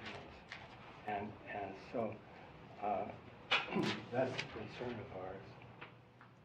But I would suggest that there should be a way, because of the lack of details that we as a public have had access to in terms of your plan until tonight, that there be some way of opening up discussions that involve the city, the county, and the concerned neighborhood with respect to the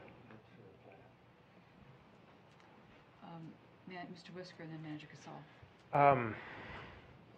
Obviously, I'll defer to the board in terms of what direction you want to provide or to respond to that comment, whether that's tonight or after the hearing closes and the board is able to deliberate. But the intent would be through design to continue community meeting process, community engagement process, and working obviously collaboratively with the county, informing the residents in the city of what the design is. The purpose for tonight is to communicate a concept. This is part of the Watershed District's process, is to present concepts of where a project is going to be focused, what the goals and scope of the project is, and what the preliminary estimated costs are, and solicit public input before you advance into detailed design.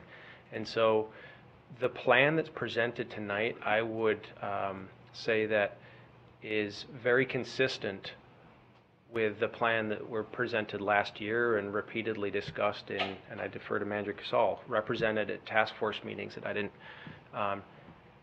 necessarily attend, but the commitment and the conversations that we had leading up to the commitment were all about how we're going to stabilize the Wayzata Bay side because of the sheet pile and the seawall on Wayzata Bay, and that we would do our best job possible within reason to mitigate the impacts to Grays Bay. And I think that's what we're presenting tonight for public comment is we've mitigated the seawall consistent with the drawings that are in the cooperative agreement, the public hearing that we held last January, and we've provided a planting plan where it's technically feasible within the realm of cost feasibility and it would be permittable by other agencies on the Grays Bay side. So that's all I can offer you. Manager Casal, do you want to make a comment now or after this speaker? Well, just to follow up on what Mr. Anderson had to say and James' explanation. Go to your cross-section that shows the Wayzata Bay side. Yeah. You want that one? No, the one that, yeah, okay. So, this one on the left, on the upper, well, on the left on the bottom is what's there now. And the road's going to be... The left on the bottom, to be clear, is in the center of the causeway as you move from south to north. This is a section in the middle where there's actually enough land for us to do plantings without VRSS. So that's like the small, what you call the Correct. island? Yeah. Yeah. So, what we focused on, most importantly, was the Wayzata Bay side, because it was just going to be the sheet piling and the VRSS. And that's committed to, that was the main project, that was the required thing that we have in the agreement with Hennepin County and Wayzata. To basically do that whole thing, create a meandered naturalized shoreline. We've used Big Island as an example. This only shows one cross-section, as you said before. There's not multiple cross-sections that shows where it's going in and out, and it's meandering, and there's different elevations. So that's all what's going to go on the left-hand side, and the amount of lake that we have to fill is what we've been able to acquire in Minnetrista, correct? The fill that we're mitigating, Manager Casal, in Minnetrista is not the lake fill, but floodplain fill. And so that would be the elevation above the lake to the 100-year elevation. Okay. Then on the right side, on the Grays Bay side, we'd reserved the right in the agreement to do as much as we could that was feasible. Mm-hmm. And the whole, we've talked about this before, it's sometimes difficult to understand the process. These look like plans, they look like designs, but they're not. This is the public hearing. These are concept plans. We're basing, this is to get us into the design process and get the project approved, ordered, and then when we go into the design process, what Mr. Anderson was asking for was community involvement and more information about that, and it's not as though we're saying, that's what I've heard tonight, is we're not saying that's all that's going to be done on the Grays Bay Road. That's what on the Grays Bay side. It's what appears to be the most feasible and cost effective from staff's perspective. But the opportunities that Mr. Anderson is asking for are yet to come when we get into the design and have more community involvement. Manager Casal, managers, and for Mr. Anderson, there's a couple of opportunities with how to move forward. Tonight's a public hearing on the concepts and the costs that we've proposed, and there's no action proposed for tonight. And the board can take this up for consideration after they close the hearing, either tonight and give staff direction to delay and figure something else out, or you could order this project as it's presented. And these concepts that would then be advanced into detailed design. And during design, we would design the project consistent with the concepts. We'd be proposing live staking and plantings in the areas that are shown, as they're shown tonight, within the budget that we're showing tonight.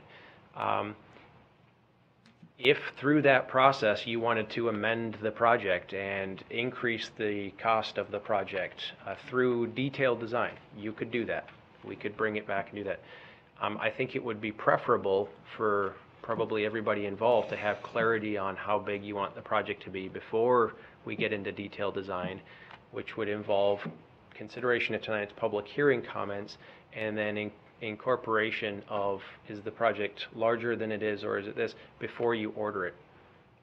So the community engagement and everything will be there once we get into the design process for the residents and the city of Wayzata and the collaboration with the county. But if you order this project, that is what that's what you're communicating, that we're proceeding to design. It doesn't preclude you from making it bigger, but I think in terms of good faith, if this is what you order, that's what we're going to be focusing our design efforts on. If that. Thank you. I'd like to have another member of the public come forward.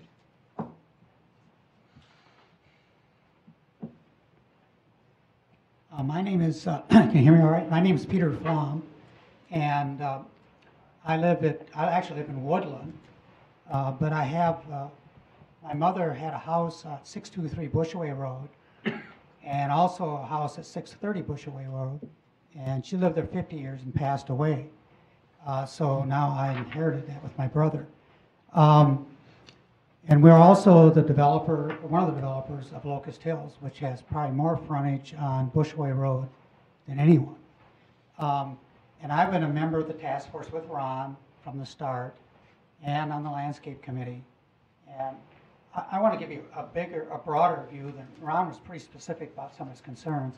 But I want to make sure that you people know that how thankful we are as neighbors and residents that the Watershed District is taking an interest in this causeway and willing to spend a substantial amount of money to preserve the environment.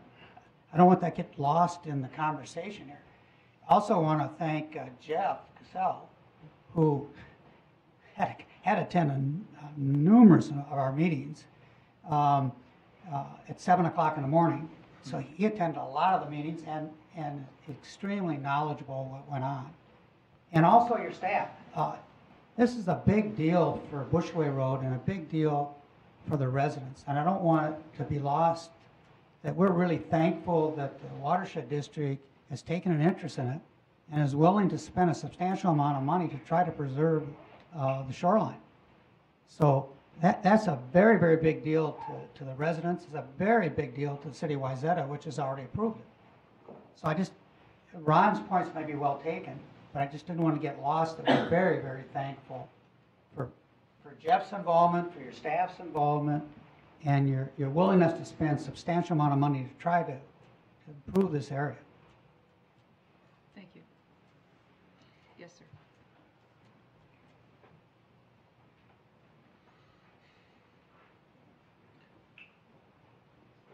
We know where he lives. He's got Actually, Mike Kelly, I'm the city engineer for the city of Wayzata. I just wanted to say, first of all, thank you for the partnership that the Watershed District has provided with the city over the years. I've worked on this area, the causeway, for much longer than the task force. It was actually anticipated as a project well before the Bushway Road project. And I'm encouraged by some of the designs that we have, and I am encouraged by some of the ideas that the board has for moving this project forward, if it does move forward. Some of the ideas of additional emergent plants in the areas that don't provide live stakes, I think is exciting. I, as the city, or as a representative of the city, would look forward to seeing additional partnership and participation in that design as we move forward. I think that's one of the things that Mr. Anderson was looking for. So I would ask that if we move forward with this project as it's proposed, that the city has some participation in that project. Thank you. Thank you. Is there anyone else who wishes to speak? Then I will close the public hearing this time. Manager Miller. I don't want to compromise or sacrifice the blue environment for the green environment, because the blue environment ends up in my backyard during a flood. It actually did this year for the first time in 50-some years that the house has been it's backed up through 3 complexes of wetlands from Meadowbrook Lake. And every time that we do one of these little projects with filling in the lake, for whatever reason, the rest of us get it downstream. So, you know, it might be just a few hundred or a few thousand cubic yards of water, but when it's flooding, it's flooding somebody's basement. So I think we got to be really careful about modifying this beyond what the engineers and the consultants have proposed so far. Manager Calkins? I have a few questions.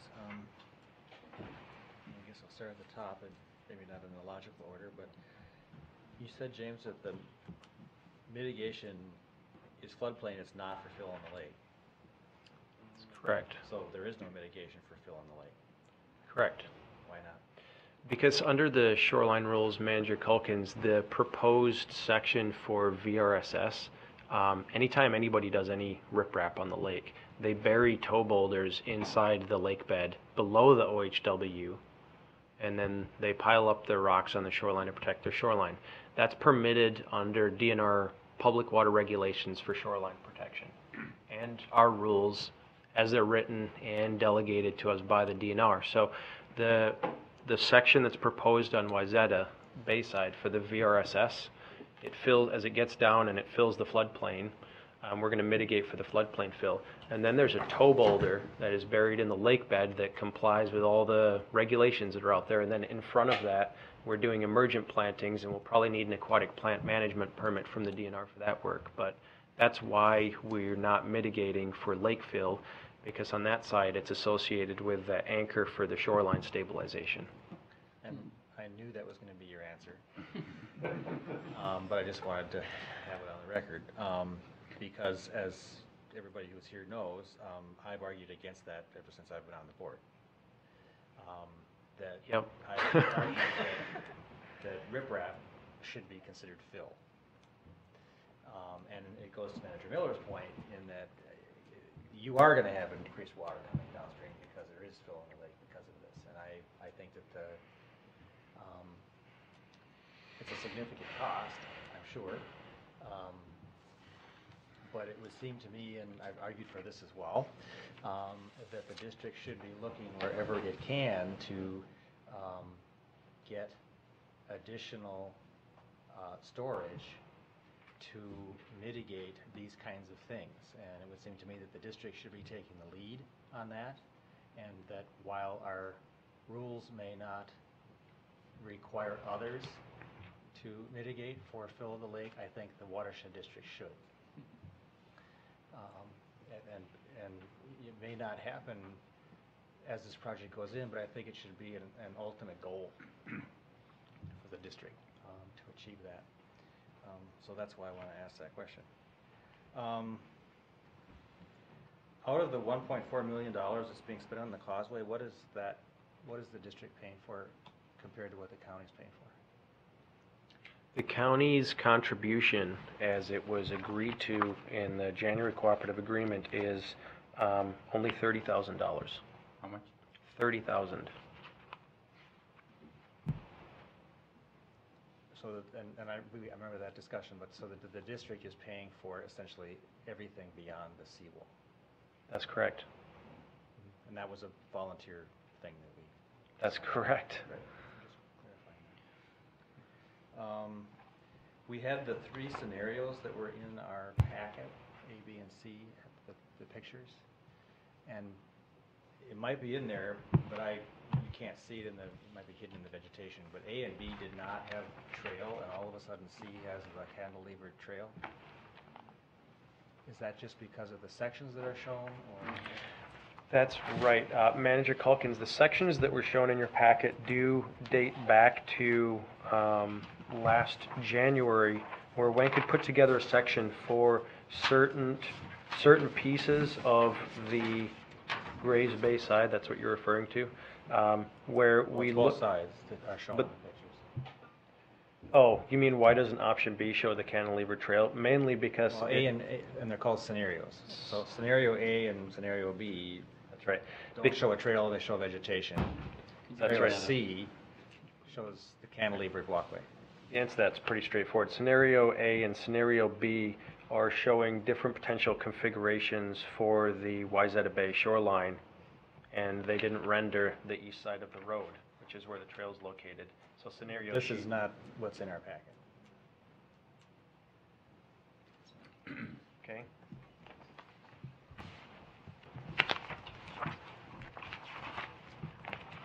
It's a different looking, it's got the lake on the side there, but they're called scenarios.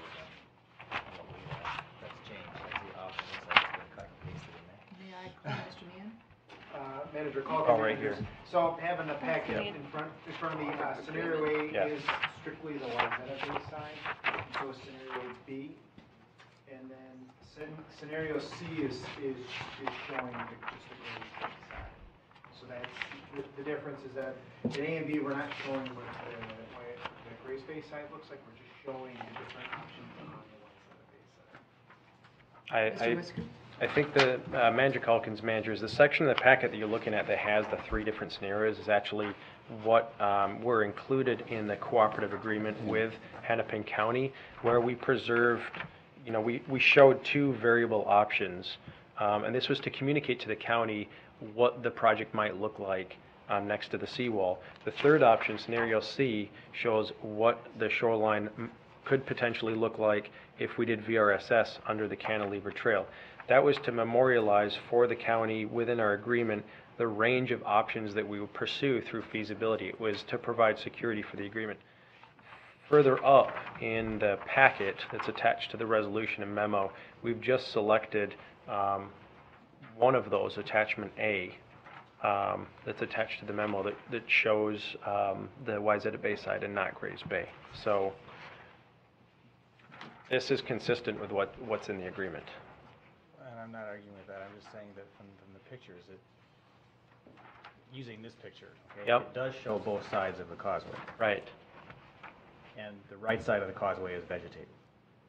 And there's no trail. But that's correct. Right. But that's the existing road that it's showing. It's Well, not but that, proposed road. but the only point that I'm making, I'm not arguing with any of that, is that I think it's misleading. Okay. Yeah, and these are, again, we've evolved the concept. These renderings were pulled together last January in a week to facilitate the cooperative agreement. And so I understand, agree but with when what, the public looks at that, they're looking at it and seeing that it's vegetated on both sides. And I think that that's misleading. okay, And so I just wanted to point out that I think there's confusion there because of that. yep, And all it would take is having some text on here that says, Yes. the right side is existing conditions, and we're only looking at the Wayzata Bay side. But as it appears there, if somebody had glanced at that, they look at it and they say, boy, that looks pretty good. yeah, But that's not what it's going to be. I understand. So I Yep. think it's a little bit misleading there. Gotcha. And then I have to go back to the Painter Creek. There's a lot of discussion about trees, and it was hard to tell from the picture here, but on the northeast side, are there any trees over there on that shoreline? Manager Calkins, where the wetland is? No, On the Oh, northeast yeah. side. Oh. there Across. are a few. No. Huh? There's a few. Well, I can see popsicle 2 in sticks. there maybe, or 3.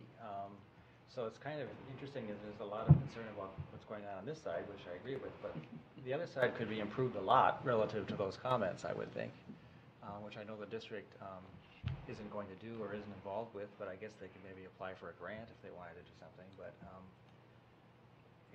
seems a little incongruous based on what's going on both sides of that particular channel, and I couldn't let that pass.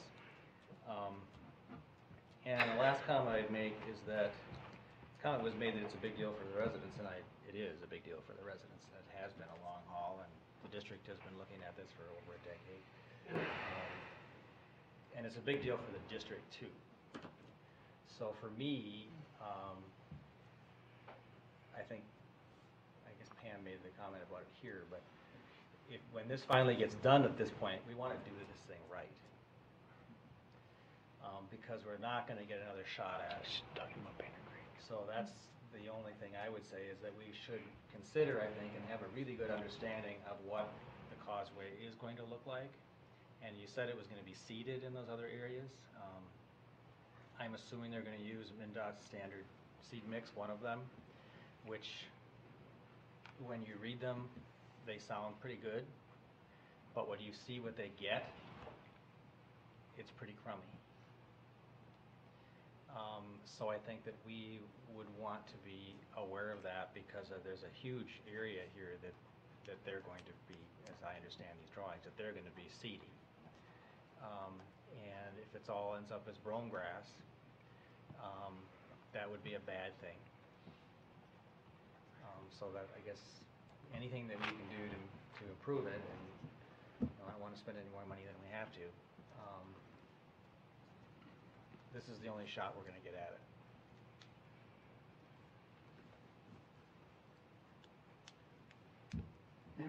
What is brome grass? I like the concept of making it better, but Most what do you really of have? the grass you see along the highways in the state of Minnesota is smooth brome grass, and it's not a native species.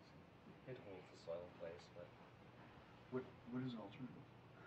Like I'm not disagreeing with you. I just don't. I don't have context for a better alternative. well, I think what happens with I'll beat up on MnDOT. Maybe they have decent mixes, but what they're planting them into, what they're planting in there is not going to survive, most of it. And, I could talk about that for days and days. That you have to spend the money in the ground to get plants to survive. And nobody seems to get that.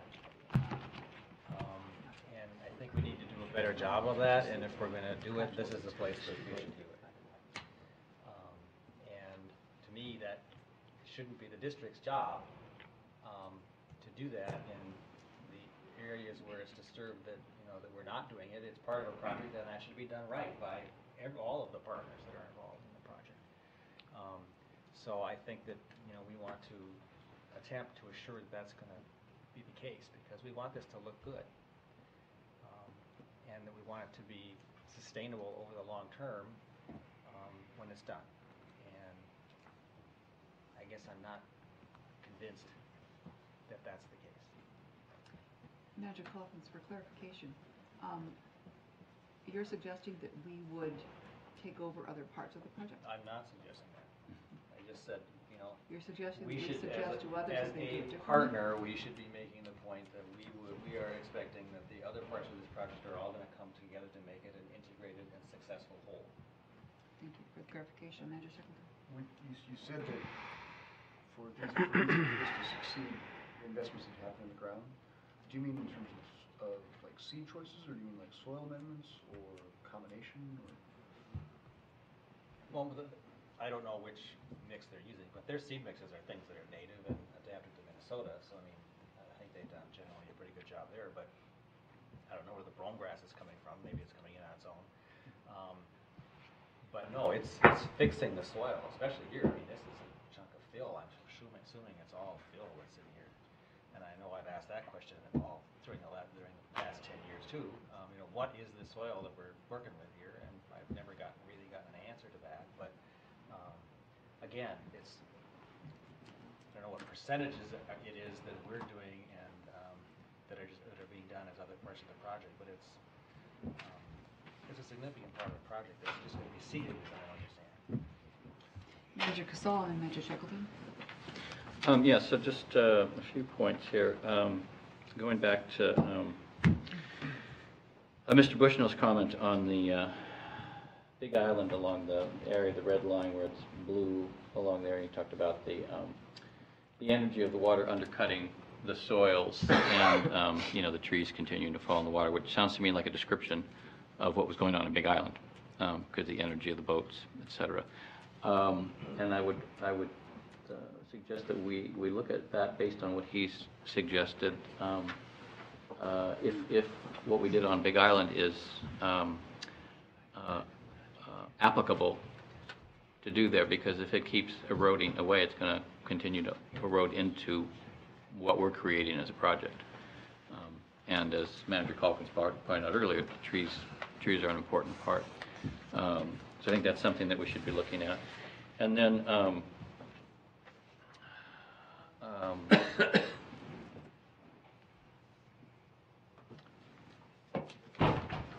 Regarding the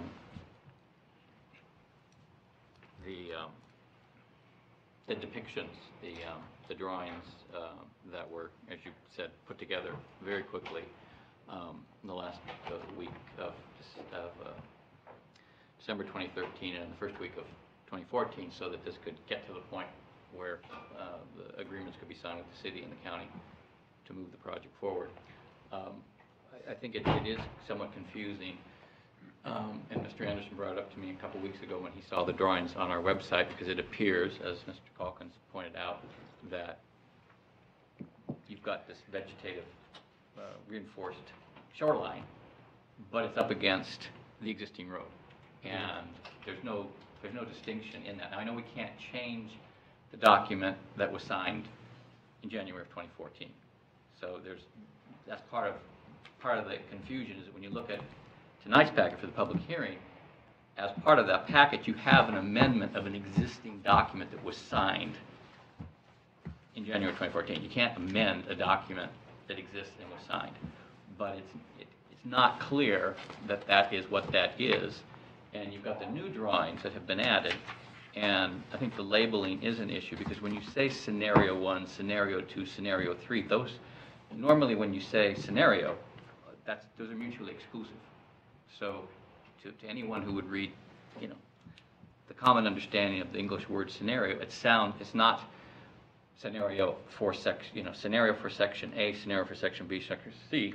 It sounds mutually exclusive. So I think there should be some clarification in the terms there, so that it is not confusing to members of the public. They've obviously made comments that they are confused by what's there. They're thinking it's something that it isn't. And I know that it is, because you and I have talked.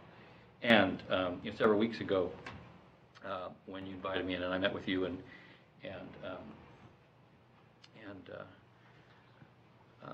the engineer and the three of you, I pointed out the same thing, that these drawings don't make sense the way they are because of the old ones. I think there needs to be that distinction in there. And then regarding the ordering or not ordering the project, I think it's critical that we order the project. What's been approved based on what our agreements are with the city and the county, et cetera. I think the point of this public hearing is that we're getting input from the public, and we're hearing from the public that, particularly those closest to the area, that they would like to see further development, and that was what was anticipated when we agreed to this. That we were committing to with Wayzata Bayside, and we were going to do what was feasible, and this is not a complete study. We can't, it's kind of a cart before the horse, chicken egg sort of thing. What happens first? And until we get into some designs, we start looking at some options besides just a few sketches, we're not going to know what's going to be able to be done, on the east side. For the community to feel comfortable with it, they're going to need to see some elevations that show, hey, what is that seawall with the cantilevered trail? Look, can you go up to that one? Look, right there. No, the red lines. Yep. Stop, right there. You've got a cutaway section, but what does that north end without land look like from Grays Bay? And I think it's, as we get into design, we need to show more information so people can feel comfortable with that. How much of the wall with the cantilever over it is showing. We can imagine that, but not everybody can. And when I asked Tiffany about, well, what could be planted there, and there are plants that could be planted that would cover half the wall. Well, to be able to see an elevation, like when you're remodeling a kitchen, you can see what the cabinets look like hanging on the wall. Seeing what does it look like to have half the wall covered? Sure. And if no disrespect or to not be considered important what Manager Colton said, if toe boulders aren't counted in the riprap, if there can be, what is it that can't be done there in that north end without land section?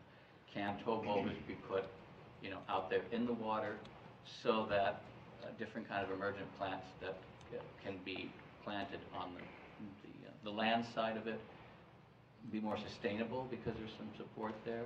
So I think those are the things that, that need to come up as we go into this planning. And we've certainly ordered projects before where, you know, we've acknowledged that we're going forward with this, and we did it with Big Island. We've certainly done it down in the urban corridor, where we know that there's, you know, it's kind of like the design build concept that we've talked about so many times. So Thank it's you, not. Manager Calkins. I'm gonna stop. We've Okay. gone far afield here. I want to let Manager Sheckler make his comment and then wrap up this discussion. Okay. About seeding and soil, just in my experience with other road authorities, they have a limit to what they do. If there's a way to push them to do something different, that's great, and I'd actually support incurring additional costs to do something that looks right and functions appropriately. I agree that we should do this one time and be done with it. And if we can get a higher quality product, that's great. The discussion has ranged far and wide here, but what we have in front of us was a public hearing, not a decision. And at our next board meeting, staff will be coming with a request for board action that we see in our packet, which is the formal ordering of the project and authorization to enter into engineering, construction, oversight services, the project implementation. So I thank all the members of the public who spoke, thank staff, and Mr. Whisker. I would just offer that while the next meeting may not be a public hearing and we can present the project for consideration for board ordering, we can go through and address some of the comments that we heard tonight, and we could commit to publicly noticing that meeting so that the residents along the corridor know that it's scheduled for the agenda. So we keep everybody adequately informed as how we're moving forward. Thank you. We'll move on then to 11.1. 7.3, item 7.3 was removed from the consent agenda. It is resolution 15-015, approval of the Promenade of Wayzata cost share project. Manager Blix, do you have to have this removed? Yeah, I just had, I wasn't here when it was presented, and I just had a number of different questions that I wanted to just kind of bring up for possible discussion, and most of them are not really about the project itself, but really more about our process within the board. And one of the things that I wanted to just kind of, and it could roll into the next action item as well into the cost share grant criteria discussion. So, but I'll just throw it out there that one of the things that I am concerned about with this particular project, and actually now, you know, I put it in, I would like it to be in the context of other cost share projects within the district. And particularly when I look at this and that it's like 40% of our cost share funds for the year. And so it's hard for me to know whether or not that's something I can commit to at this time, because I don't have a sense of whether there are other higher priority projects out there in the district that we should be putting money towards instead, in as much that you know, Wayzata Bay isn't our most degraded bay on Lake Minnetonka.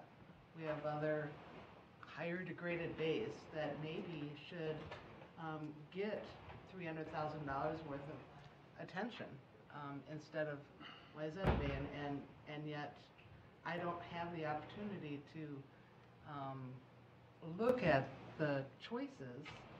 You know, it's being put in front of us as this is our only choice,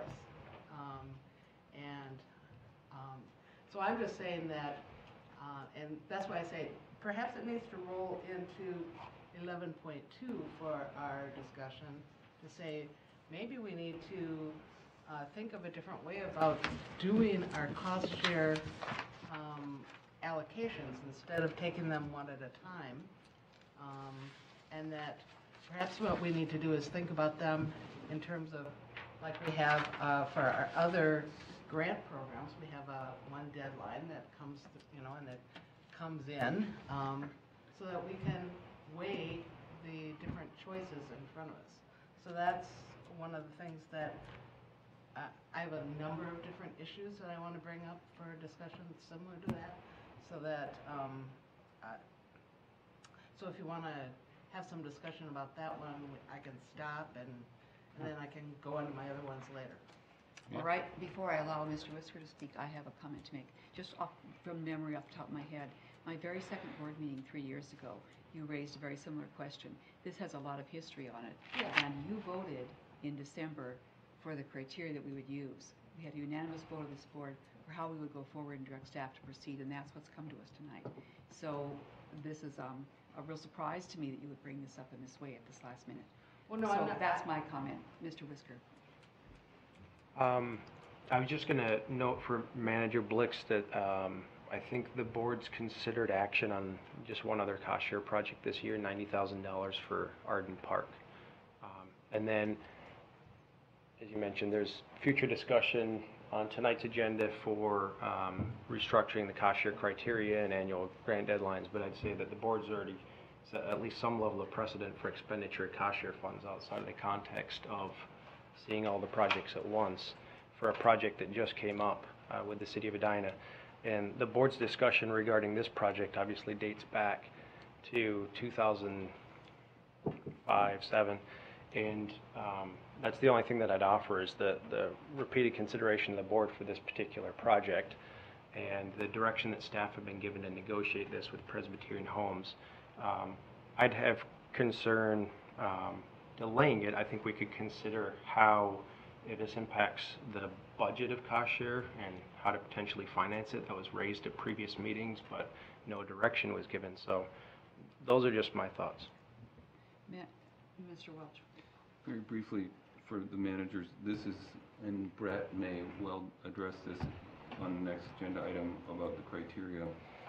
This is a balance question that Manager Blix raises that has been thought about very consistently in developing the criteria and developing the structure of the cost share program. And just for the manager's background on the question, the cost share structure in the plan that we amended into the plan twice actually, the last time I think in 2010, recognized that one of the fundamental features of the cost share program is that it needed to strike when the iron was hot, and that projects were going to come up at a time where they were being driven by other needs and the developer's interest and the landowner's interest, and for the district to get what it wanted out of its goals related to the cost share, we needed to have that flexibility built in. So there is that trade-off, because most of those projects are going to move on if they can't get considered on a rolling time frame. That may be a decision the board makes at some point, that's worth it to say, well, you're going to have to plan around us if you want us to contribute money in. But as designed now, the idea is to take advantage of opportunities that come up. And that's actually in the plan. So, Manager Miller? I think that's what defines our direction, is opportunistic responses to different partners, whether they be public or private or whatever. And just, this is an absolutely fascinating project.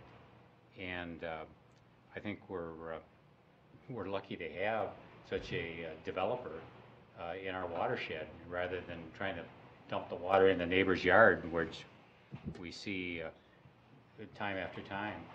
And I think, for planning purposes, I get your point, but for delivering product, I support this approach.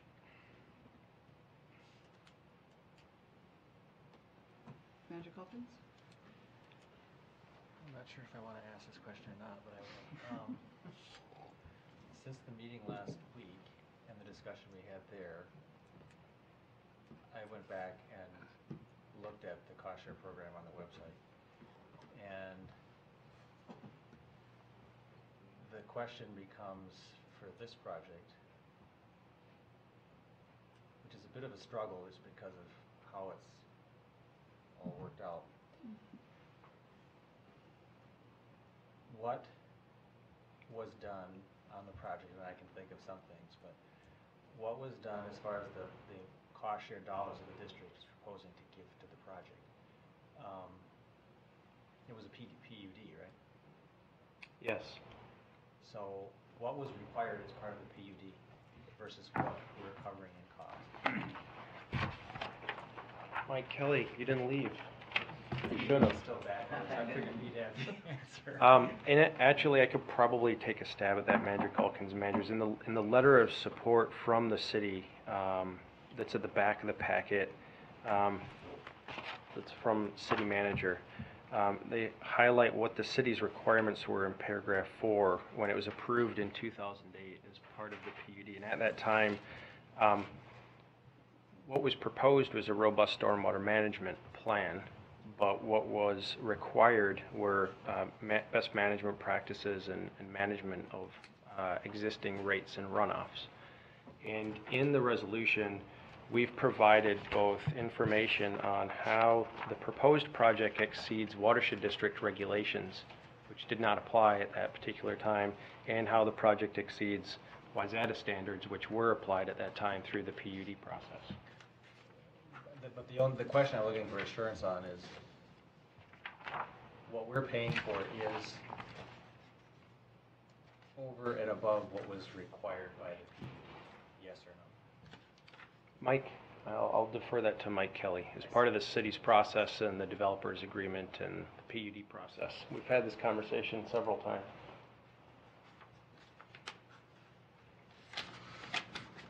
Welcome back, Mr. Kelly. Thank you. I should have left. No, that's okay. Manager Calkins, to answer your question, the project that's proposed, at the time in 2008, the requirements were significantly different than they are today, both by city standards and by watershed standards. In fact, in 2008, there wasn't an infiltration standard.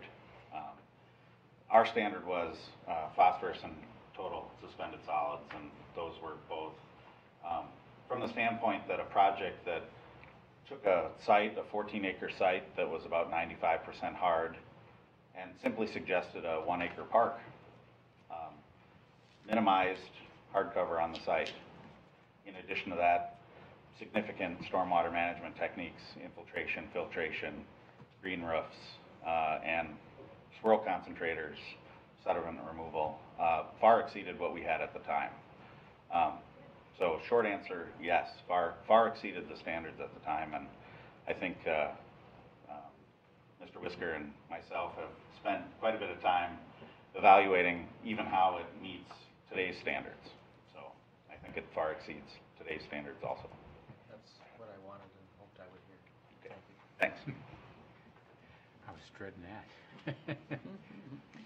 You had another question, Manager Buxt? Oh, I do, yeah.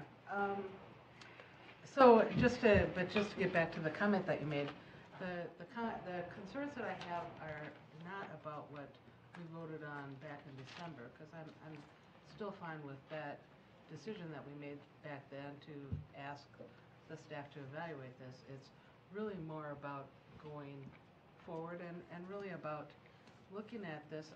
My major concern about it was that we are spending 40% of our dollars on this, so that I just am concerned that there are going to be, and I understand absolutely, there is a need to be able to be flexible and nimble based on what comes up at the time.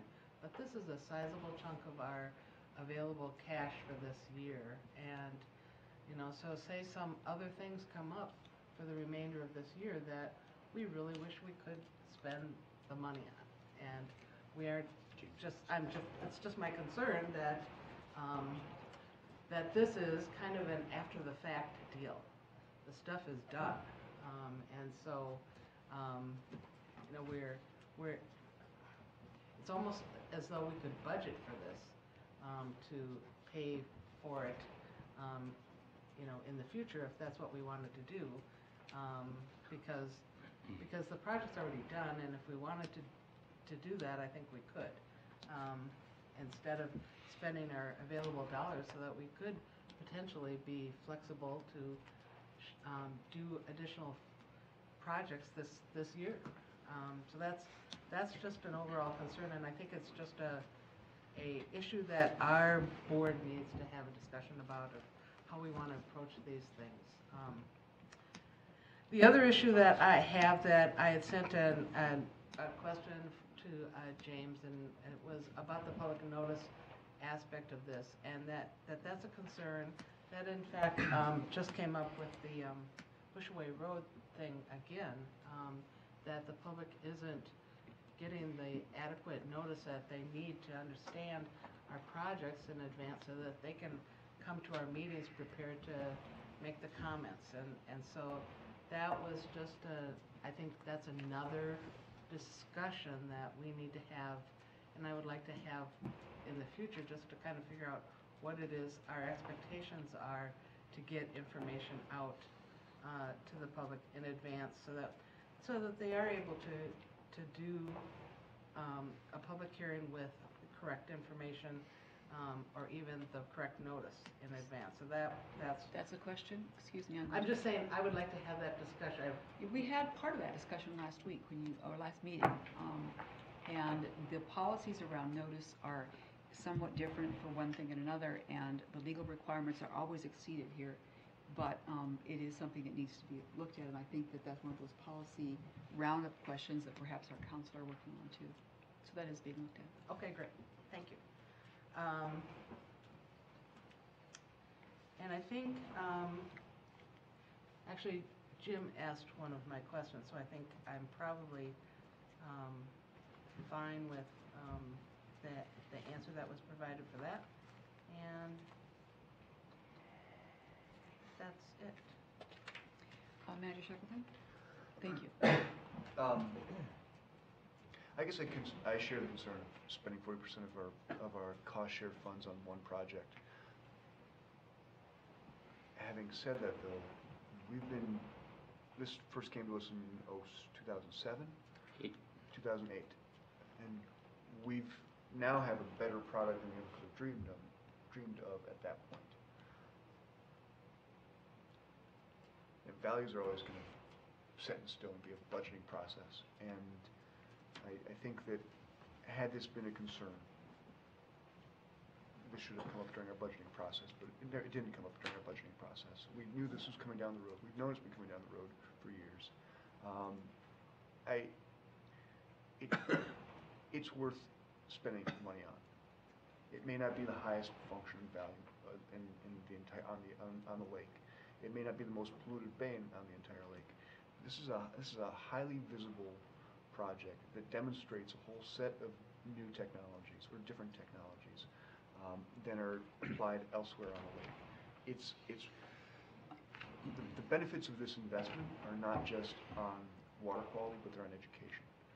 And to that end, while I share the concern about 40% of cost share funds being allocated to this, we have to make a judgment call. And at a certain point, we've got to fund the thing. We made a commitment to do that. The developers changed their plans based on our engaging with them. And while I don't like the idea of putting 40% in, we need to hold up our end of the bargain. And so I don't have a problem supporting this as it's come to us. Mr. Wesker? Manager White, managers, I mean, it seems like the root of Manager Blick's concern is really cash flow and the ability to fund future projects. And this project, if the board processes this for authorization, we would execute a grant agreement and probably disperse the funds fairly quickly because the work's been done. And the program operates on a reimbursement basis. And so other work would have to be completed this fiscal year to draw down the remainder of the funds. And right now, with $832,000 in the budget, because lit and cost share budgets were combined, You can do the math on what would be left in the budget if we process this for $322,000, and the board's already authorized $94. What I point out is that for the balance of the years that the cost share program's been in effect, the budget's never been fully utilized, and it's always been set at $250,000. So with that in consideration, I'd say it's rather unlikely that we'd use the remainder of the funds after this is dispersed because of the history of the track record of the program, and the fact that we don't have other projects teed up immediately that are going to be constructed this year that would require the funds to be dispersed this year, and the fact that the program recommendations actually call for future projects to have financing structures in place so that we can disperse funds for a particular project over multiple years. So if the primary concern is cash flow, I'd offer that we're probably going to be okay. And I could defer to Brett on that for more details. Brett has been signaling. If you'd like them. He's nodding. I can just bring it up when I discuss the next step. Certainly. And as I recall, we didn't even levy for this year because there was carryover. That's right. Yes.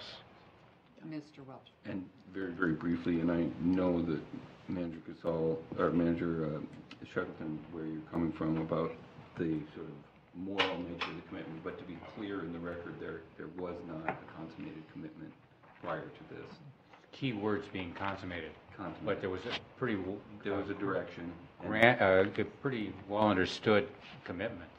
And I'm making that fine point, just for the record. Thank you. Senator Shackleton? I know that no attorney signed off on any deal, and that's more than appropriate for you to highlight. But when in public meetings we have a back and forth with a permanent applicant and say, do this and we will do that, I think that suffices in a game of poker to be a commitment. I agree. Is there any further discussion? Manager Casal? Yeah, I just want to go back and, just looking at the resolution and remembering what we had done. When they came before us in 2008 and made their presentation, it was right on the heels of our having rescued the West End project at kind of the last minute, getting things added in, and we were laying out the way we wanted to do things in the future, and we were very excited about a developer coming to us that early in the project. So we were very, very encouraging of them, and we were comparing it to what didn't happen with the West End project. And then in 2012, when it came before us again, that April, what was presented to us was a $1,170,000 proposal that there was a vote taken on to do it in two increments, a Phase A and a Phase B of half each, whether or not, as Mr. Miller and Mr. Calkins are remembering, was a formal commitment, or as council said.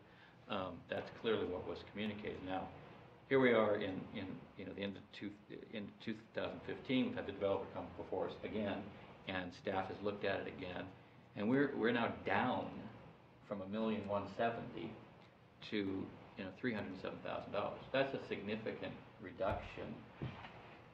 That we need to credit our staff for, et cetera. We're not spending $1,170,000 on it. We're doing what's recommended, what we voted on, and what was in our consent agenda, because we already voted on it a few weeks ago, is a significantly reduced number for all the reasons that Manager Shackleton laid out, and all the reasons that are laid out in what's before us, the purposes of each one. And going to the budgeting item, as you said, we haven't spent the full amount each time, and having looked at the budgets as much as we have, those things are generally carried forward. They're not zeroed out, at the end of each year. Could you explain, clarify that for us? Because you just said we probably won't use this much. What happens if we only do 307 of the 800? What happens to that 500 next year? Like Sherry said, we didn't levy for this.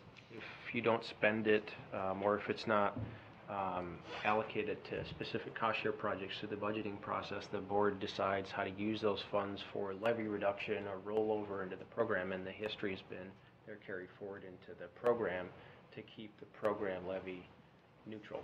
Now, I think for reasons that I said earlier about programs in queue and programs ready for construction this year, that's the likelihood of not spending it. I think Brett and program staff, with the revised criteria and how they're marketing it, they would tell you that they hope they get enough commitments this year that would carry forward. So I don't want to be perceived as downplaying the success of the program. I'm just talking about the cash flow. Thank you. Managers, are we ready for a motion? Manager Blixt? I just want to make sure that we're clear about the record, because I actually went back and looked in the meeting minutes, and we never did have any sort of commitment with 1.2 million. It was to forward our recommendations to the CAC to come back to us to make some recommendations back to us, was what was in the meeting minutes that I looked at. So I just want to be clear that, back to Mr. Welch's comments, that I don't think that there was ever any commitments made. I think we acknowledged that in the Yeah. discussion earlier, that Yeah. there was not consummated. Right. Thank you, Manager Blixt. Mr. Whisker?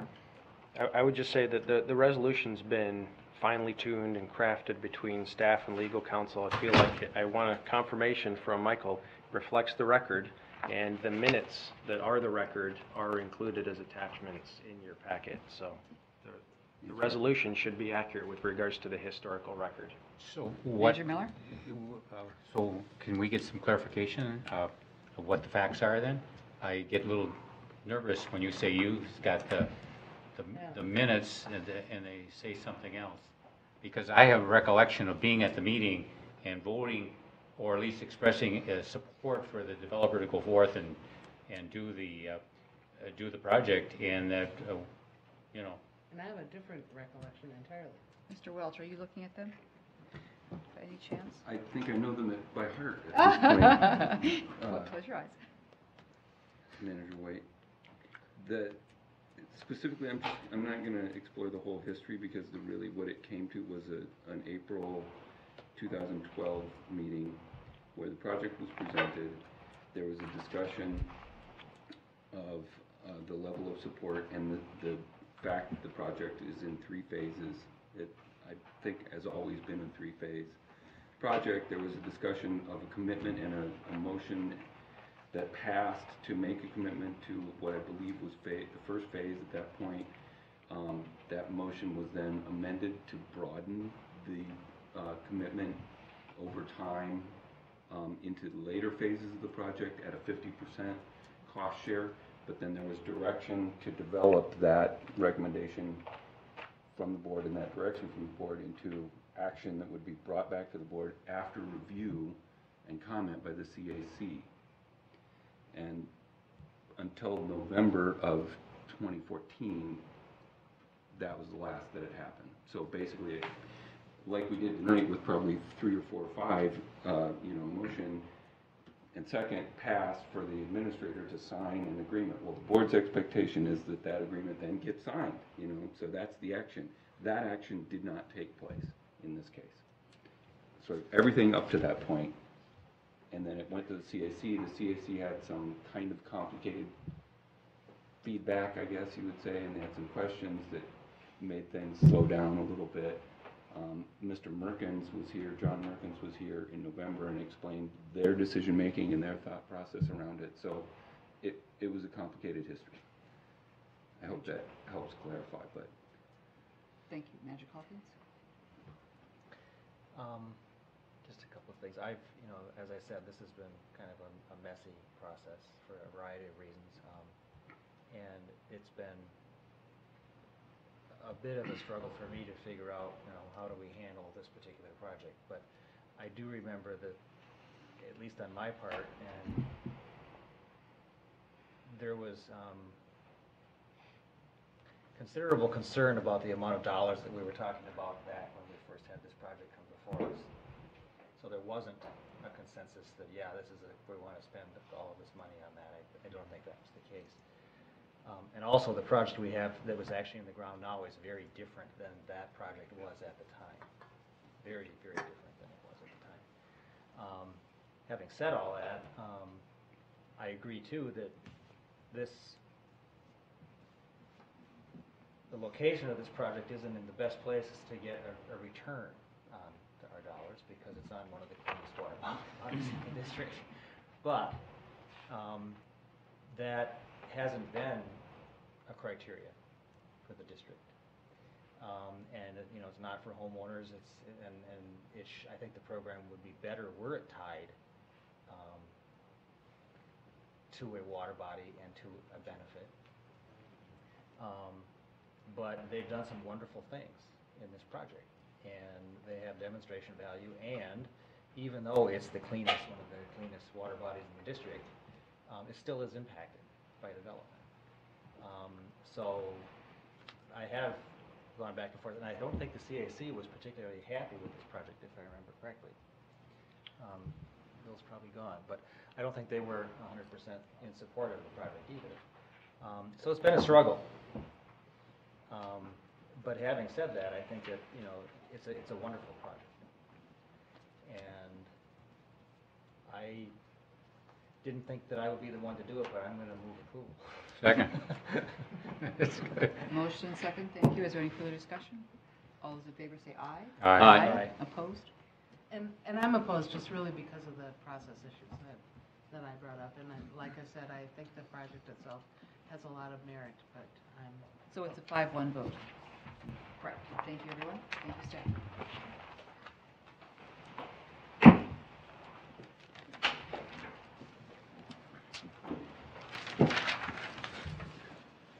Next item on the agenda is for Resolution 15-017 to adopt. Before we go, could we just ask Kelly to examine this presentation to see if it will lend itself to a website page, because there's a lot of really good examples in here, and I don't think people would understand it unless they saw the pictures and everything. And I think it's a very comprehensive presentation, and I don't know how you do it, but you're clever enough to figure out how to fit it in there someplace, because I think it's really good. Thank you. And before you begin, I wanted to say too, I ought to have acknowledged though that although they didn't speak, we had Mayor Wilcox from Wayzata and others in the city here as well during the presentation. And now, Mr. Iden. Thank you, Madam Chair, managers.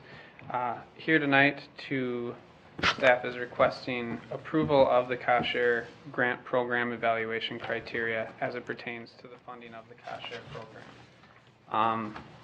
I did have an earlier outline to summarize how we got to this point and what the benefits of this new criteria are. I'll try to alter that to the concerns brought up here tonight and at the committee meeting where the request or the recommendation for action tonight was taken. So this was last seen by the full board in December when the work plan was accepted, knowing that staff was going to further evaluate and develop the evaluation criteria for this 3-category structure of the program. As far as tonight's concerns go with the budget itself and the opportunities that staff has seen being developed over the last year that I've been in the program, but also projects that were initiated by my predecessor in the program, I had felt that the existing evaluation criteria was not robust enough to help us develop the program around these opportunities. So with those larger opportunities in mind, we've structured a way to evaluate those projects based on a primary focus of what the project is intended to do. And then built into this evaluation is also taking into account how can this project complement other district initiatives, how can this align with the future comprehensive plan 2-track approach, and again allow us to work within the budget, the money that we've had in there, some of which was originally LID funding that was combined with cost share, as our rules became more robust, it was harder for us to find opportunities to use those dollars. So we're looking at using those over homeowner projects with a new structure that creates some efficiencies on the review process of staff end, but also helping educate and build awareness of the applicants on what they're applying for, understanding where water flows on their property, and how their project can play a part in creating a behavior change within their community. The second category being community engagement projects. This is one that really something that we've seen opportunities for, but had trouble in the past justifying what the cost benefit from these projects were. And so built into that category in particular, a majority of the review and focus of the project is on what those outreach techniques being used are, the innovativeness of the project itself, and then what we see as opportunity to create community capacity around these demonstration projects. And with that comes a maximum amount of funding for what we thought would be, we'd use the funding for having a max amount of these education opportunities, knowing that we're not getting that water quality benefit as the primary focus. So that cap amount in place, being able to be flexible and responsive to these opportunities, but making sure that we can do more than one in a year. And then along with that becomes what we see as the benefits from this project being that outreach, being that education to the public. We need to have some data coming back in from these projects to understand how we're making an impact in the community. So along with that comes that financial strategy of a phased reimbursement, along with a requirement of reporting back to us what you're doing to educate others on what this project is doing, in, creating water quality and the awareness of stormwater education in the community. So having those things, having gotten a Green Corps member, Heidi, to help me with collecting this data this year, getting updated inspections on our projects, knowing how they're functioning and how we're making that awareness. We're hoping to have a report a year from now on how these changes to the program have been successful and beneficial to the district by trying to show a way to visually map out what the outreach success of these projects has been. And then we also have the green infrastructure, the third category, staying flexible with the entire district as far as what the water quality opportunities of our partners may have, and knowing that we might need to jump on those when the opportunities arise. So being flexible year-round, being flexible district-wide, but then also within that category is how these projects can complement other district initiatives, how they can either help complement reduction of pollutants to an impaired water body, how they can help maintain high-quality water bodies, and also just our focal geographies that we're spending long time in. All of these projects have that built into the evaluation, where if we see an opportunity for this to either complement the water quality improvements we're trying with our larger scale projects, or if this has an opportunity to build community capacity within those focal geographies to help us leverage those larger opportunities. That's how we developed this criteria. So I guess that was kind of the overview of how we got to this point. At the last Planning and Policy Committee meeting, staff was asked to examine PUD process with municipal partners. And in the week's time of research and communication, we have gotten some understanding of what the process is that takes place within some of the cities within the district. Primarily being a two-step process in approving a PUD. First of that being a preliminary PUD assessment where the developer works with city staff, develops a preliminary plat. This also requires a public hearing with the Planning Commission, and then a recommendation would go to the City Council to approve it. Now, the final PUD approval is the consideration by the Planning Commission, action taken by City Council, no public hearing necessary. What staff sees is we need to be on the ground level with these opportunities to be able to leverage the greatest benefits from the project without using all of our grant funds to help incentivize them. So even when that preliminary PUD assessment takes place, the public hearing's held, if we haven't been a part of that process yet, it might already be too late to get the maximum benefit we see possible from these projects.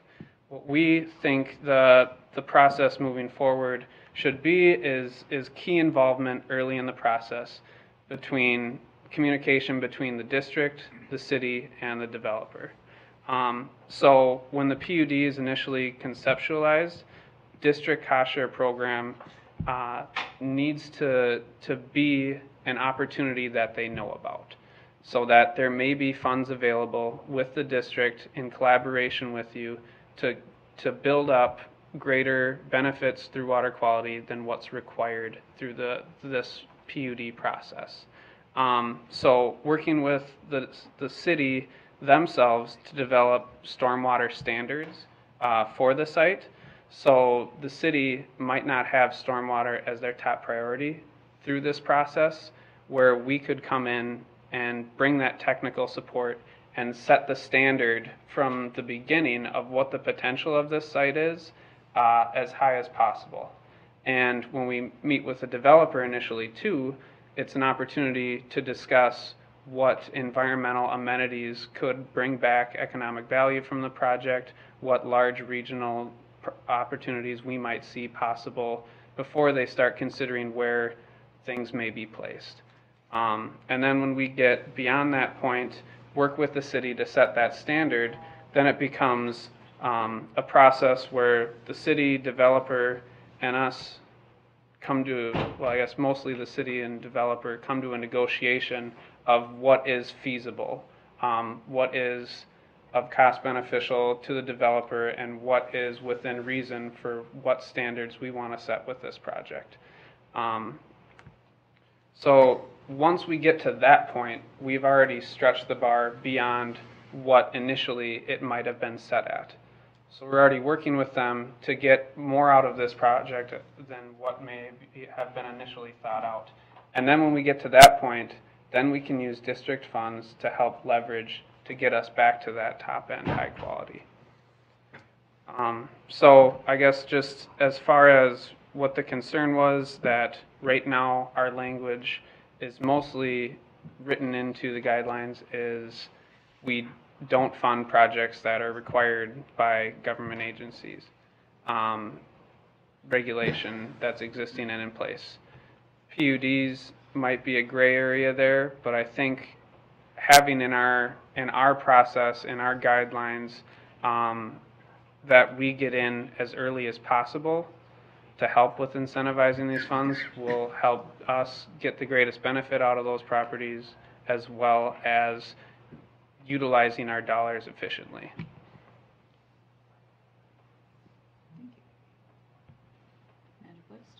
So, when I was looking at all of this, one of the things that struck me was the difficulty of decision-making for this, and that, and so I hearken back to some time ago when we started our land conservation program.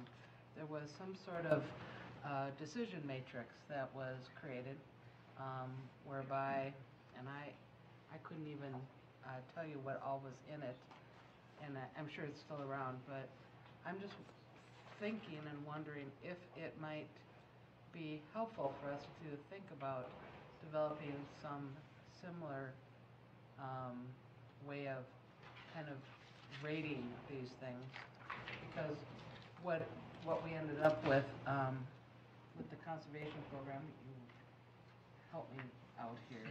As I recall, there were points that were allocated based on a number of different criteria, so that when it was presented eventually, the board at least had some rationale for our decision-making that we could fall back on. Except for we scuttled it because the points were so, the criteria was so skewed to undeveloped land that the Weiss property, which was the wetland that we bought to do the project, never made it above the bottom. Well, I'm just saying, I'm just wondering if that, I'm not saying that. Right. I'm just saying. It never got, it got put on the shelf because it wasn't working. It could have been directed to be redone, Could have but it been wasn't. fixed. It could have, but it And wasn't. another example too, you know, because we thought we had to have something to go with. Right. But the technical committee was just so set on what Manager Preserving. Cassell said, that the property that Manager Calkins and I were concerned about on Minnetonka Boulevard in 169, it never got any attention. And yeah, no, there's a great big building going up there. It's just an eyesore because the criteria.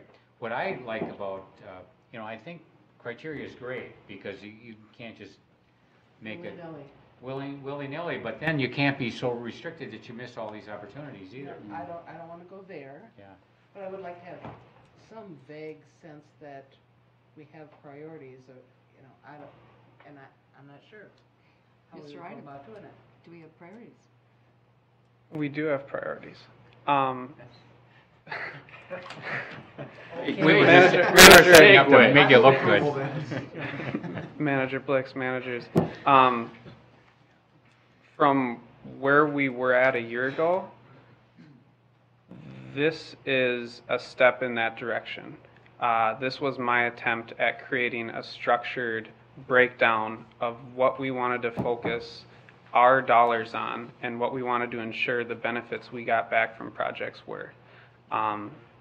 With this process, there is an opportunity for any staff member to bring forward an opportunity that they see, either with a partner they're working with or anything for that matter that they see potential for.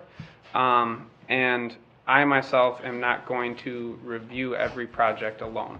We are going to have interdepartment communication with this when those larger opportunities are seen and the funding amount may be larger than what's been in the past. We need to pull in the regulatory department, we need to pull in planning, see how this connects with other district priorities, and what type of opportunity we may have built out of this one option that's come forward. What we are planning on doing in the near future is creating a list of those priorities that we see coming in the door. So not necessarily daily, but absolutely weekly, someone is coming to me with an opportunity that is not a homeowner project. Some of the projects you may see coming forward in the next few months here, in particular a townhome association working to a retrofit of their entire impervious site beyond the roof and driveway.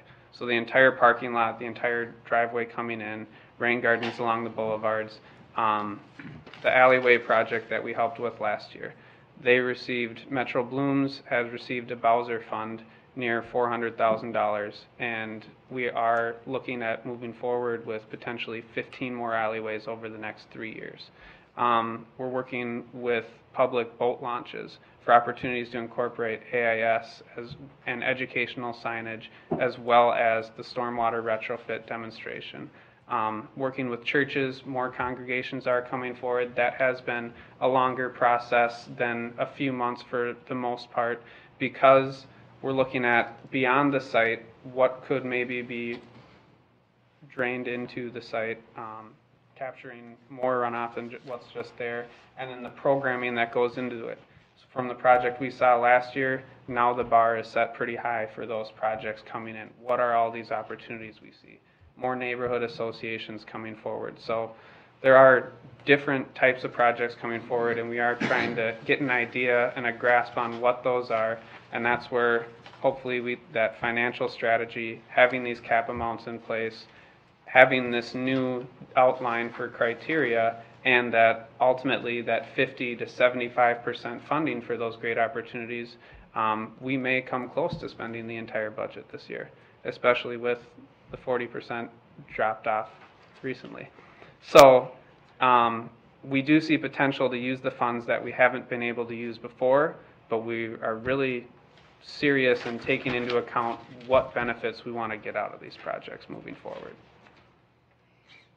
And I see, if I may, I see that you have a point structure, there is a grading system, you have deadlines with sets of apples and oranges and different deadlines, and so this is a vast improvement in terms of not being a first come, first served program. It's really much more thoughtful than what we had before, and much more ranked and analyzed. And if I may, Madam Chair, managers, I know that this is a lot of money that we're talking about, and we want to make sure that we're spending it in the right places, but I see this also as a learning process. We're hopeful that with this new process, we're going to be able to see long-term benefits and outcomes from this more robust criteria. If we look at it a year from now and we spent the entire budget and you guys don't like where these dollars are being spent, I mean, ultimately every project comes to you for final approval.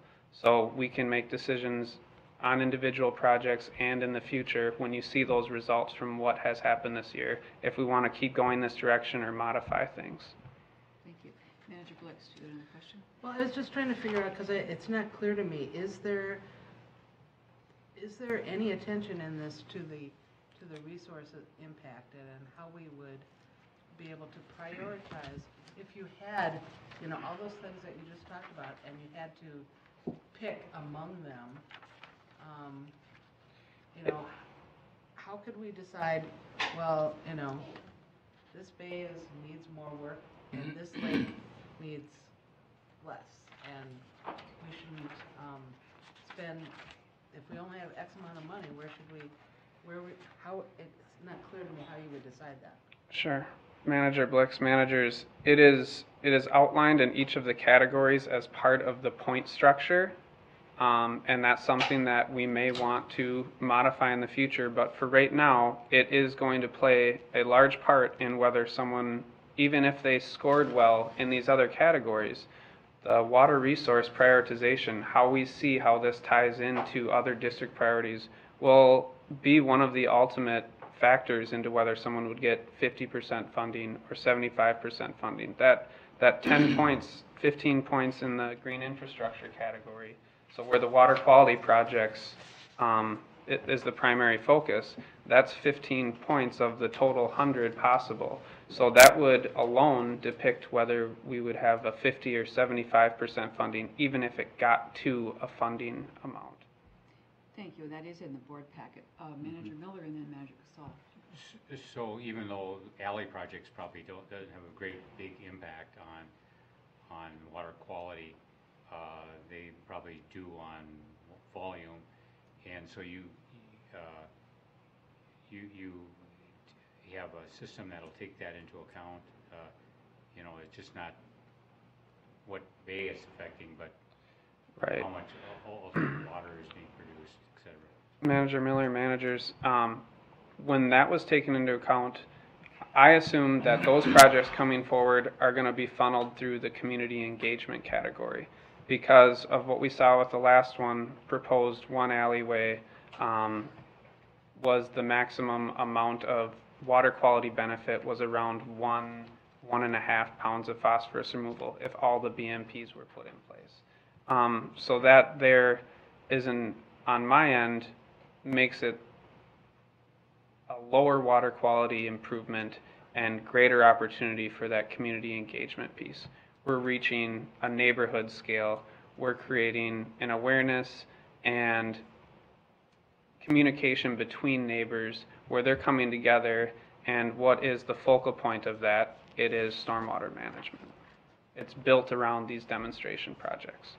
So water quality improvement is taken into account in the scoring of that structure, but the majority of the focus and the funding would come from what the outreach techniques were used for that, if they're leveraging other funds, what partnerships are created.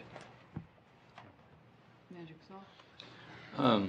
Yeah, I think what I'd like to recommend, it's a reiteration of what I talked about in 2009, 10, and 11 regarding the land conservation criteria that Manager Blix brought up, was that, you know, to reverse engineer, if you will, the criteria from what we had been approving. You know, if these are the projects that we want, like if the Weiss property doesn't qualify regarding these stats, you know, how would they have to be changed so that would score higher than the one we chose against that did score where it should score?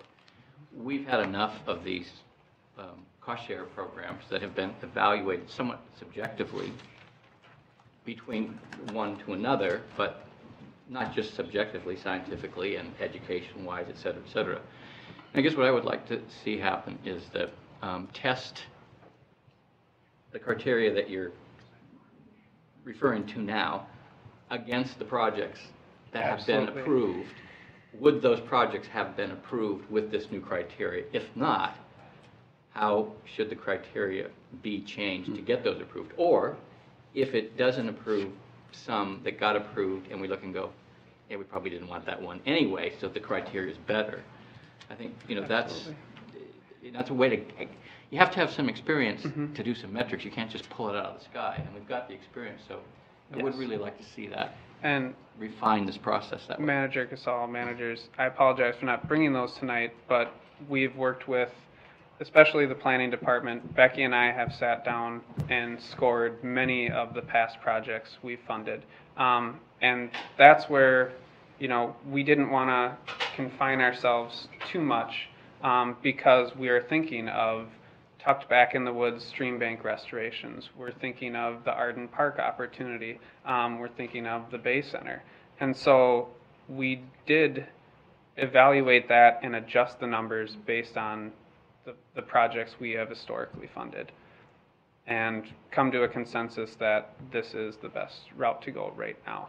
Now, not to say that something does come forward in the future that is unique, that we didn't think of, or something that just needs to be modified, but I think one example of that, just on a smaller scale, is the homeowner residential category in particular.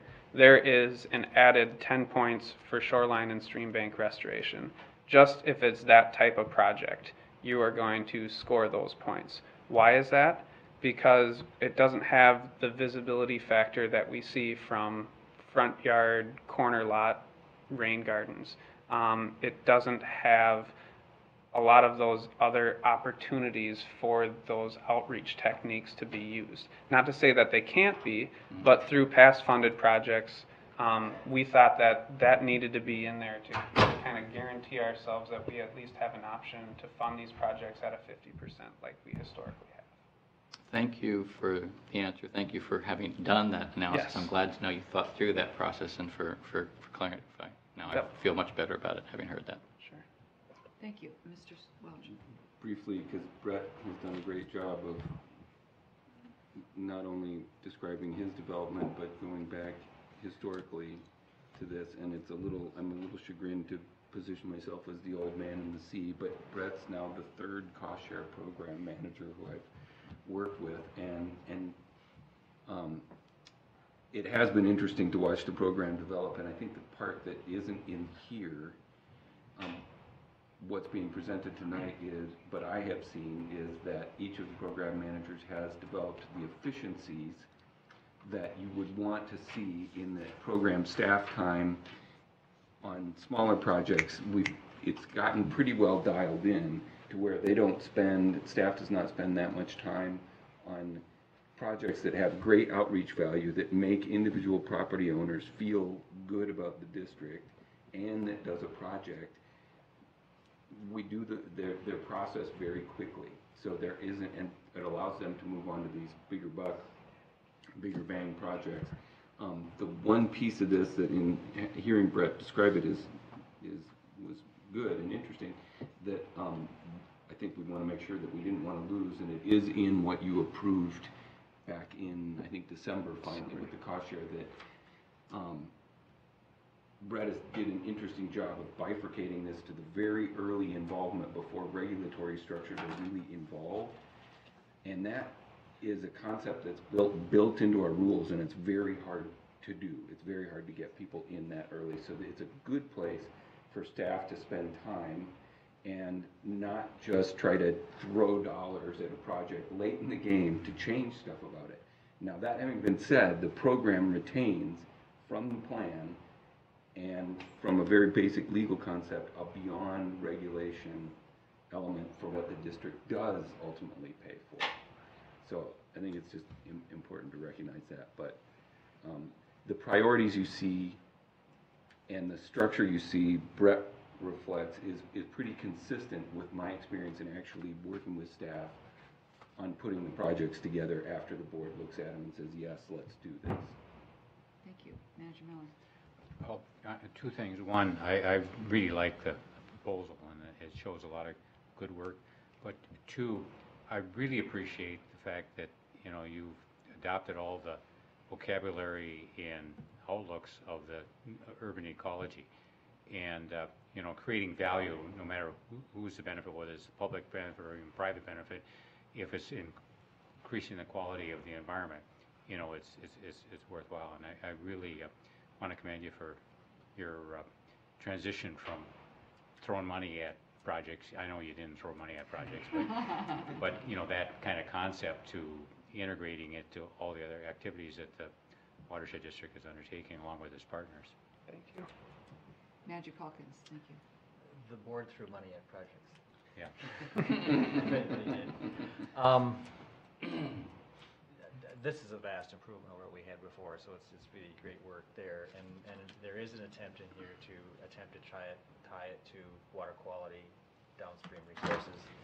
I don't know if it gets there, but it's a step in the right direction, and that's why we have the review in there for a year to see how it's going and see if we are achieving what we want to have.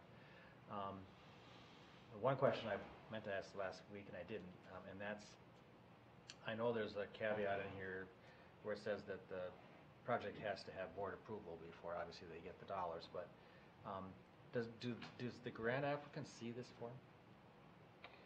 I would like to have the grant applicant see this score sheet, not after we score it, but before we score it, as guidelines for how they can approach applying for the program. Okay, so I mean, other than, ask the question differently, if based on the score sheet, if it comes out that it falls into the 75% funding category, is that automatically your recommendation to the board? Right now, that is my idea, but not without scoring it and seeing what other potentials I might see with the project. So if it just gets to the 90, I mean, if it gets to the 90 points, I am, at this point, through scoring the past projects, assuming that there really isn't an opportunity to get those other 10 points somewhere else, whether it's just not next to a focused geography of the district or any of our initiatives, or maybe the visibility isn't there, but for the most part, I would like to get to, you know, if projects score under that 75%, if they get into the 50% funding, that's where I'd like to kind of work with them a little bit more. Here are some other things that we find very important to your project that we don't see as a part of it now. And if those can be incorporated, those will help with the incentives that we can give you for your project. Well, So I have a question about the community engagement grant, but I think if they're going to see the form, then even though there's the caveat in it that the board has to approve it, I think somehow it would be nice to modify the wording such that it says potentially 75% funding or something like that, so that they don't get the feeling that they're automatically going to get guaranteed, 75. sure. Because the board could always decide no. Mm-hmm. And it may not really be the best recommendation based on other factors like you're saying. And like with Cynthia Krieg, there are certainly times where we say we're not going to give you the full amount. So I think something in here that makes that clearer, so they don't say, well, boy, if I get these points, I get the 75. Even though there still has to get past the board. So that might be helpful. And then the other question I have is, I'm having a little bit of trouble, and maybe Telly would be helpful too, but it seems to me that there's like this considerable overlap between Cynthia Krieg and the community engagement grant. Am I wrong? I can take a stab at it. Manager Calkins, managers, there is overlap in the efforts, but these projects are specifically tied to a demonstrational BMP at a minimum. So The Cynthia Kriegs are sometimes too. sometimes, and actually what we've done recently, like with this year's Cynthia Krieg projects, is there were a couple that had a lot of education, curriculum heavy opportunity, but they also need a rain garden to do so. And the funds through the Cynthia Krieg grant were spread out to a point where that project is not going to be doable with the funds received from Cynthia Krieg. Now the district still sees a large opportunity there, working with an elementary school, putting a rain garden in a public park that we know will have long-term effects on the community and the school. That's something where we feel both programs can align to create this opportunity. So Cynthia Krieg funded part of the curriculum. With this project, we'll be looking at going through the cost share process. We'd be looking at funding the rain garden, the educational signage, and kind of guaranteeing that reporting that might not be covered under the Cynthia Krieg. So they might get money from both. Yes. Which is why I see that there's overlap, and I'm not quite sure how that works. And how we're approaching it now is, yes, it's the first time, and this hasn't been approved yet, but we want to make sure that if we were to align goals, that we would never cross that threshold of the optimal 75% total funding for the project.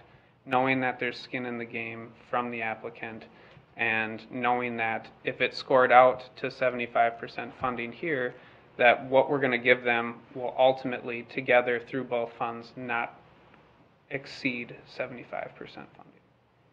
So that's just the one time that it's come up thus far. But yes, this was working with the education department and communications department on, what are the main goals, what are the most cost-effective ways to conduct outreach in the community. And we've seen that through some of the past Cynthia Krieg projects, and wanted to pull some of that into here to make sure that we're getting the most out of the water quality and or the education and outreach end. So there is some overlap, but we wanted to make sure that there is a difference, that all of these projects have a BMP with them. It'll be interesting to see how it works. Thanks. I have a question.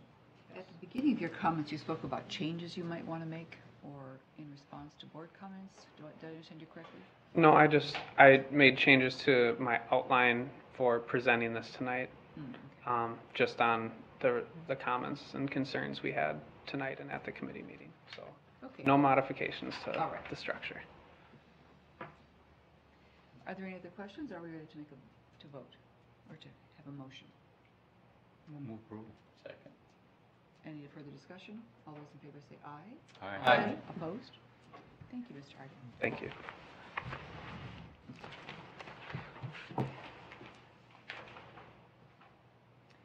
At 11.3, Ms. Schaufler, it's the resolution 15-018. Madam President, managers, in the past, the board has requested, when time allows, that staff notify the board when they intend to apply for grants. This past December, the board authorized a memorandum of understanding with Great River Greening. One of the mutual efforts identified in that MOU was leveraging external funding. Great River Greening is currently developing its proposals for both the outdoor heritage and the Environmental Natural Resource Trust Fund grants. And staff intends to utilize this MOU to submit a partnership proposal with Great River Greening to implement projects on the district properties. So tonight, staff is requesting that the board authorize staff to submit partnership proposals with Great River Greening to apply for the Outdoor Heritage and Environmental Natural Resources Trust Fund grants. Thank you. Questions? Is there a motion? Move approval. Second. Those in favor say aye. Aye. Opposed? Thank you, Ms. Schaffer. Manager Miller? I want to bring up a issue that I forgot to put on the agenda when you were asking for amendments, but it reminded me of the board policy that we have about delegating to a board member liaison on a certain issue, like Jeff did on the Bushway Road, which the final outcome was, I think, outstanding, and I'm not sure it would have got there without a board member involved in it, because for various reasons. So for that reason, and we've delegated to Manager Shackleton a liaison to the Minneapolis Park Board and the golf courses, and I think we're seeing great results of that with having the policymakers and the various staffs on the same page, and I think we're making great progress on a solution that's going to be outstanding. In the same regard, in Minneapolis, the city government, there seems to be some need to engage policymakers, at least those among that represent the areas along the creek, with a focus and direction that the watershed district is taking. And I'd like to propose that in effect the Policy and Planning Committee be delegated the responsibility, not as a committee, but just as board members, to work with Manager Calkins, Shackleton, and I would be working with the Minneapolis policymakers on making this transition between planning and staff and park board, etc. So there's not a level of confusion that could develop without policymakers involved at kind of a conceptual level at this point. So I'll make that motion. I'll second it. Okay, the motion's been made and seconded. Would you clarify the scope again of the? It's working as liaison to the Minneapolis policymakers along the creek in help develop communication and concept acceptance of the various issues that we're facing, not only with the city but also with Park Board on the creek on flooding and the golf courses, etc. Manager Blixt? So I didn't bring this up when you made this motion with regards to Mr. Shackleton and doing the park board, but, because I don't need anything more to do. But the reality is, I am the only Minneapolis person here on the board. And so it just strikes me as being a trifle odd that I would be excluded from both the work with the park board and then work with Minneapolis policymakers. And I'm just wondering, are you doing that deliberately for a reason? What's the thought about that? Because it just feels like, I am being for some reason left out of the mix here. Well, I can think of one reason. One is that you're an employee of the city of Minneapolis, and it seems to me that that would be a conflict. If not, it's never been a conflict in the past because my job doesn't really interact with anything related to the creek. You work for the health department?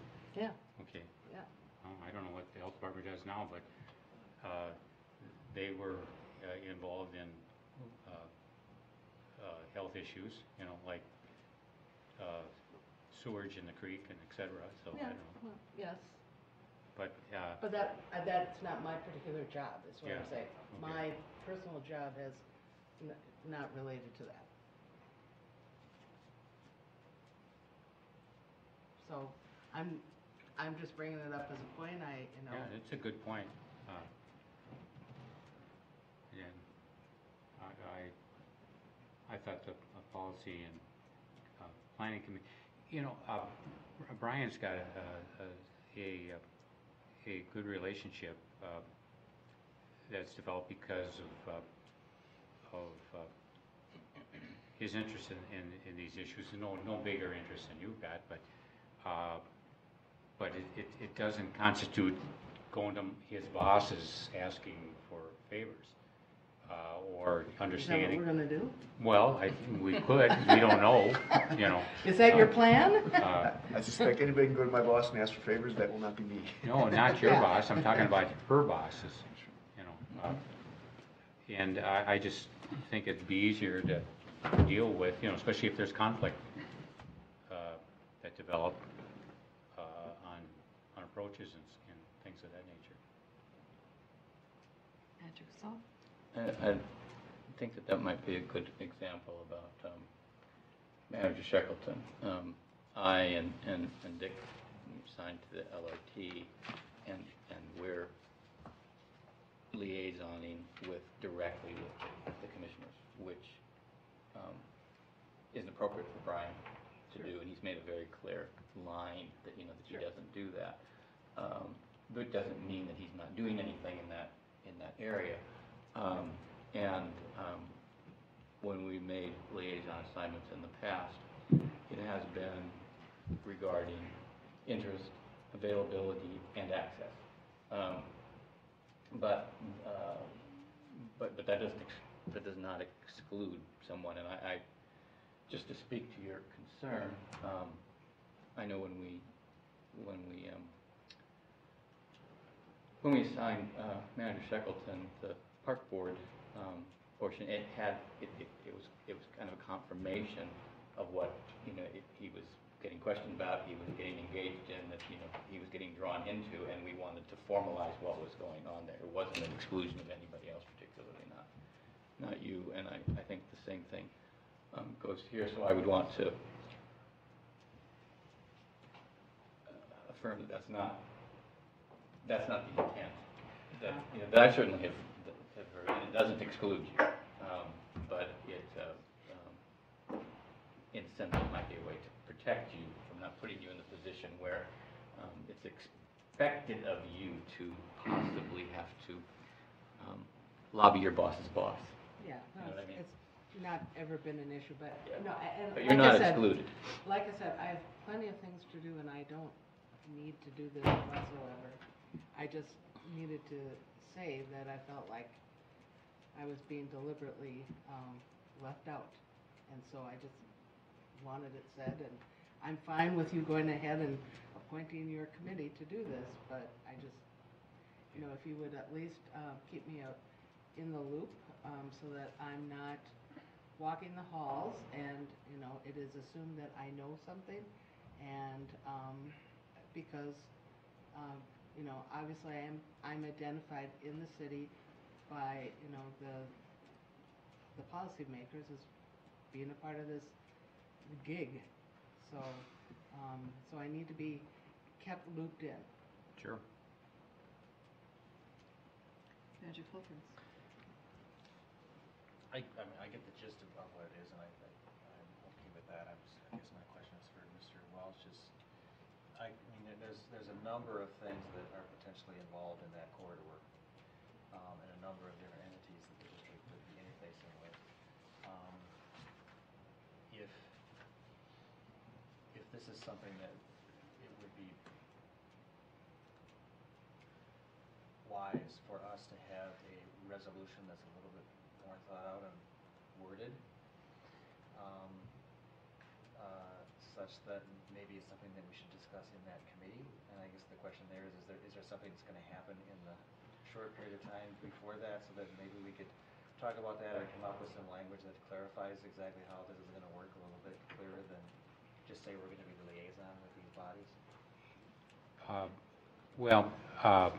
think,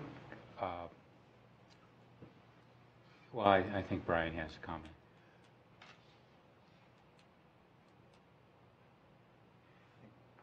Part of it gets to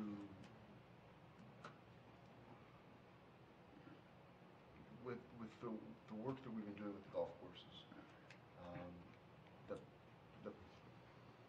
way they've been structuring kind of initial engineering has been work through Meadowbrook first, go to Hiawatha second. And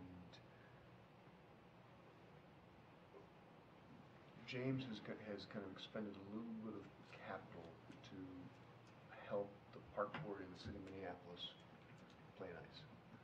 And it's worked out really well. I think there's going to be a level of hand-holding that this will necessitate a little kind of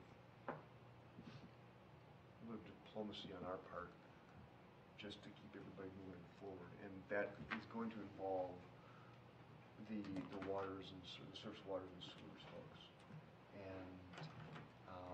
and Hiawatha specifically, and that there's potential it gets a little politicized.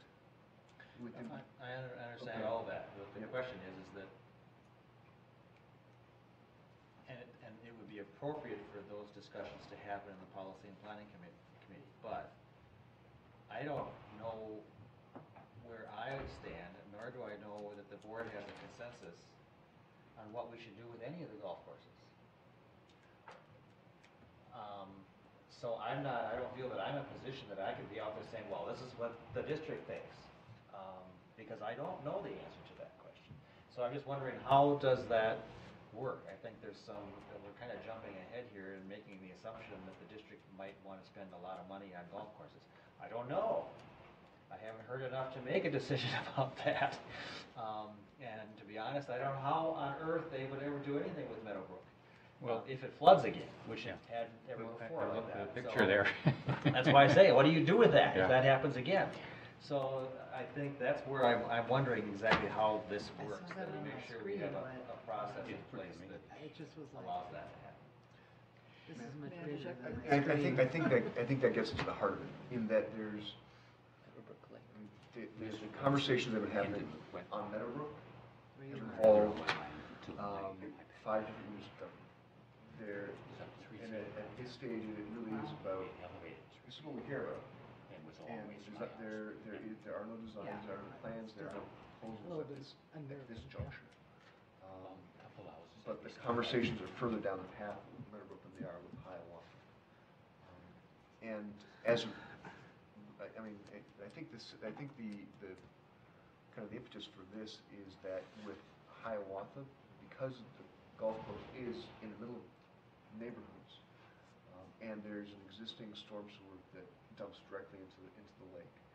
And a year and a half ago, or a year ago, the park board had the city of Minneapolis had a really big plan for how to filter that water through the golf course.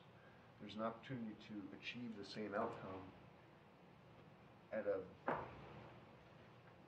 differently allocated cost that would be built into that would be spread across, again, multiple agencies. And to that end, I'm not going to spill my hand on that, but I guess based on what I've heard about what they wanted to do, I'm not in favor. So I mean, that's what I'm saying. I'm not sure exactly until the board decides, we think this is a good idea and we should pursue it. Other than saying, yeah, we're willing to listen, and if you've got some good ideas where the district can be involved and fits with the district's mission, we might be willing to participate in that. But I can't go any farther than that. Yeah, that's all you need. I'd like to say that what you just articulated, that decision point for Meadowbrook should come to us within a month, Meadowbrook.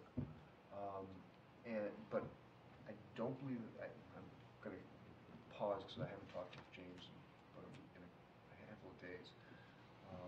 I don't believe that same kind of level of discussions have happened with Hiawatha. And while the hydraulics seem a little less challenging at Meadowbrook, the politics are more challenging in Minneapolis, and I think that's what Dick is getting at, and that your desires to stay very grounded in science and in an appropriate investment of our resources would be valuable to have at the table. And that's, I think that's what's driving Dick's motion. No, and I understand what the goal is, and I agree with that. I just don't want us to get into trouble down the road. Well, I don't want to be sitting here and have somebody be upset with something that happened because, oh, you didn't have the authority to do that. No, Okay. that's happened in the past, as you know. I mean. Well, and you know what they say about the past. It repeats itself. Well, we're trying to prevent it by having the critical staff people involved and in the board with members of the board with the board's authorization to be involved, not making any decisions, but come back with a discussion like we do on the Southwest, because I intend to, when Commissioner or Manager Olson is here, is to do the same thing on 6 Mile Creek with him and Sherry because of the Hennepin and Carver being affected by the 6 Mile process, planning process. That we've got to have people that are out on, capable of talking to the policymakers and represent the board on that critical thing that we're going to be spending a lot of planning and eventually a lot of capital on and implementing the plans that we develop. So I think it's trying to avoid some of the initiatives taken by managers on their own, but having the board authorize them and then report to the board and the various committees at the appropriate times when something requires the board of managers to make a decision on.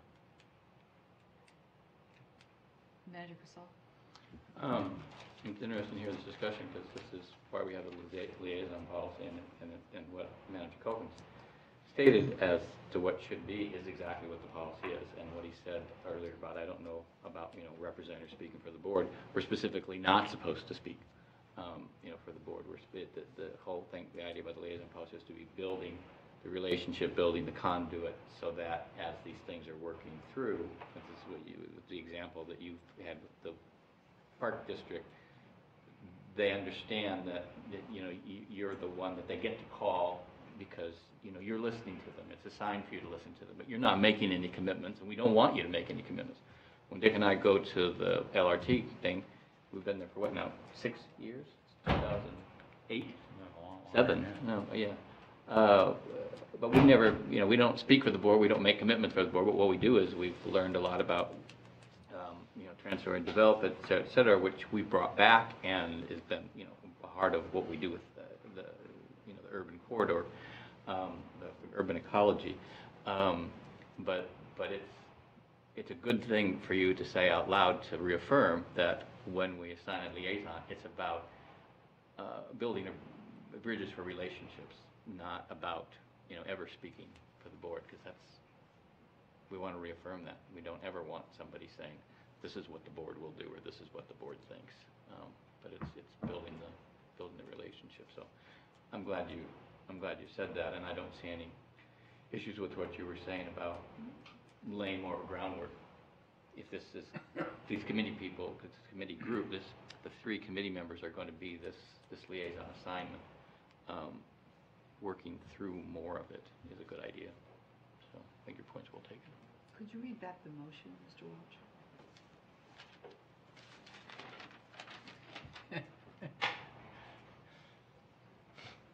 Probably one of those motions Well, that doesn't period. If Okay. there's anything like your signature, you can't read it back. Well, he's a Wow. lawyer, I mean, come on.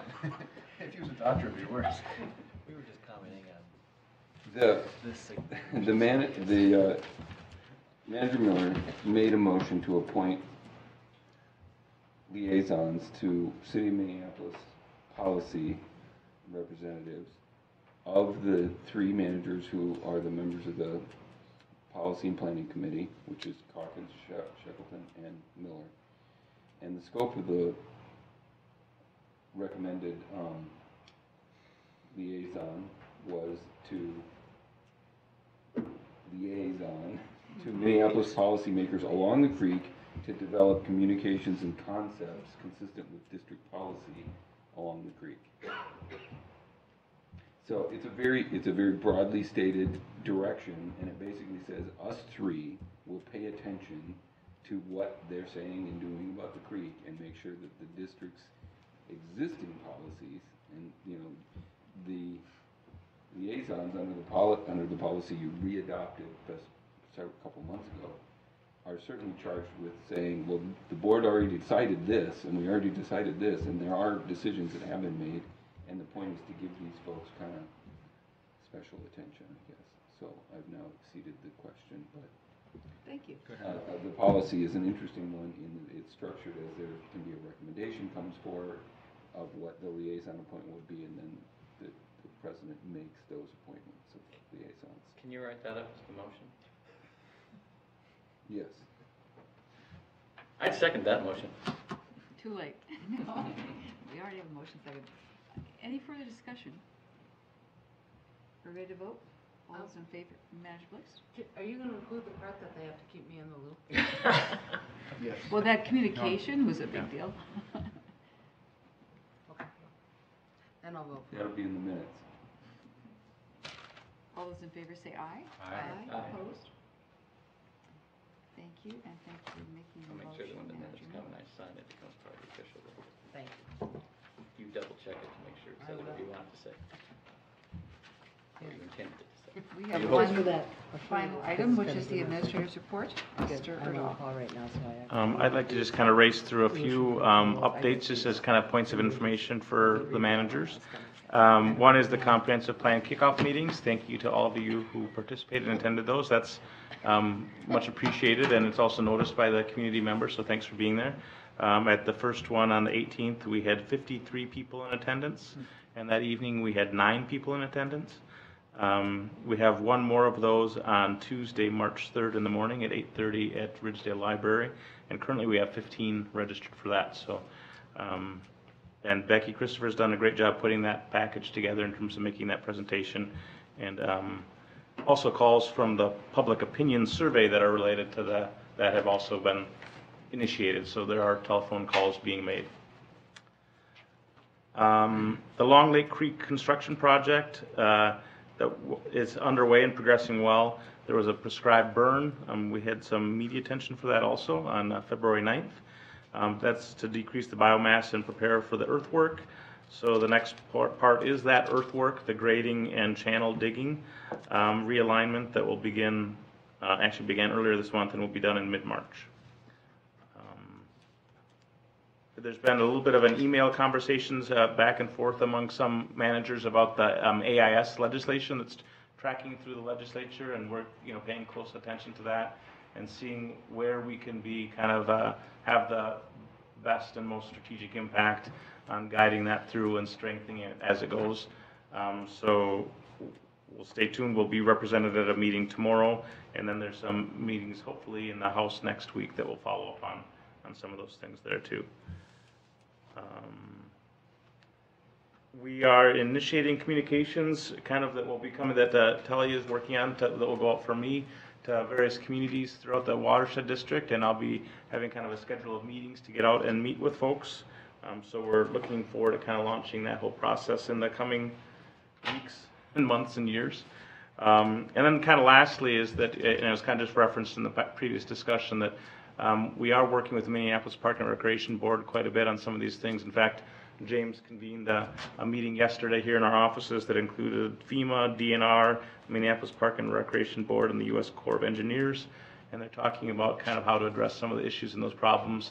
And going forward, we're just hoping to make sure that we align the staff communications with the policymaker communications so everyone's in the loop and on the same page as those things progress. So they don't go off on divergent paths. They're kind of done cooperatively.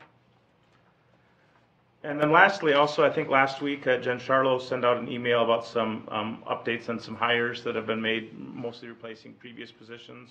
And I don't know if anyone had any questions about that. We have a new permitting technician that actually begins tomorrow. A new education coordinator role that will start in next month, but then kind of officially full-time in the middle of May. And the planning assistant position was posted with interviews scheduling to begin in a couple weeks. Water quality position was posted, the district representative positions this past Monday, and looking to fill 2 seasonal openings. And then interviews are starting tomorrow for 3 open permitting district representative positions. So it's that time of year with gearing up for the season. Yes? I have a question about the hiring thing. Probably isn't for you, since you probably won't be able to answer, but at the time when this occurs, there was a kind of a dust-up about Eric Dahl leaving his position, and so there was a lot of people that were very upset and unhappy that he was leaving, because it felt like there would be a huge gap there. So I'm just wondering, why did it take over 14 months to get to the point where we're about to replace him? If there was such a concern, and so then, and why are we? So then, if we got by with him without him for 14 months, why are we replacing him now? I guess is my question ultimately. I mean, 'cause You're right, I'm not really in a position Yeah. to respond to. Take a stab anyway. Yeah. I could do a little improv, but that probably wouldn't be helpful. Yeah.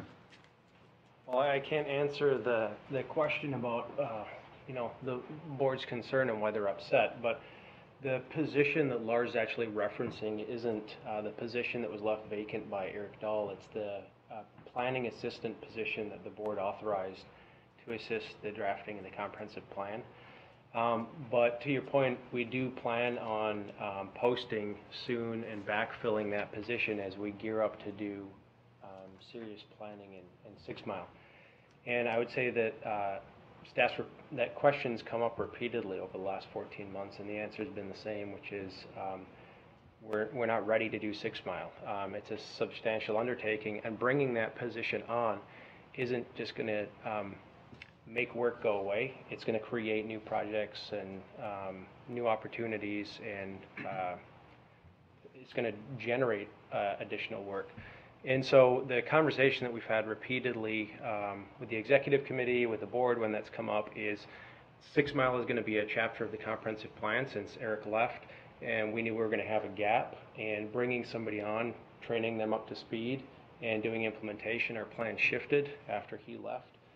We wanted to, every time we have a vacancy, reevaluate workload distribution, how the department functions, given shifting priorities. And the decision was made essentially to hold off on backfilling that position until we were gearing up on the comprehensive plan, so that those 2 initiatives ran parallel and meshed together. Manager? A couple of years ago, I voiced concern about just these silos that we had developed, and that there was a possibility that things would get missed because they fell between silos or whatever. And what I've seen in the last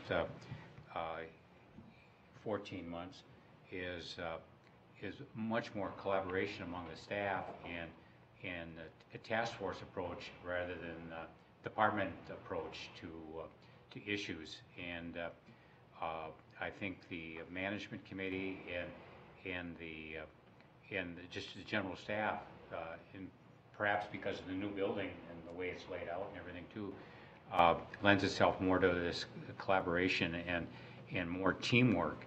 And so I think we're getting a better product with and more efficient product with people that we have, because they're willing to take on more things outside of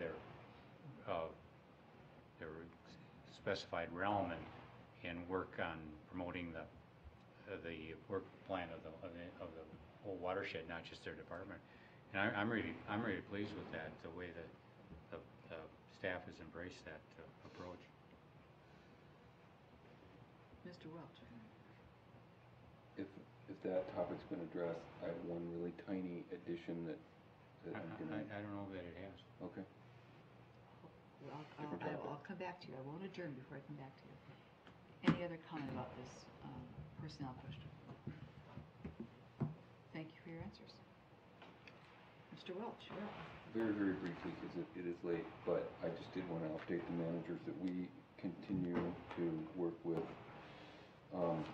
Lars mentioned the planning and the comp plan process kicking off. We have been working with Bowser on the rules that apply to the development and have had some good interaction with them, and back and forth. And as it stands now, those rules should be issued in final form in late April, May. The legislative, any legislative issues may sort of scuttle that time frame, especially when it gets to the governor's office, but just to keep you up to speed, they are in the works, and we should be getting responses to the district's comments shortly. And this is the Rule 8410.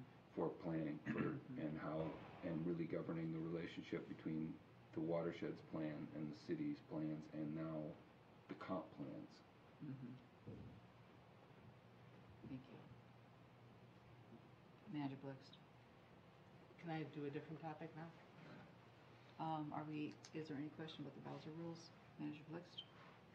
So, I recognize that soon we'll be beginning the budget process again, and one of the things that I feel really in the dark about that is kind of disconcerting to me, and so I would like to ask if we can request a report from our staff of kind of a layout of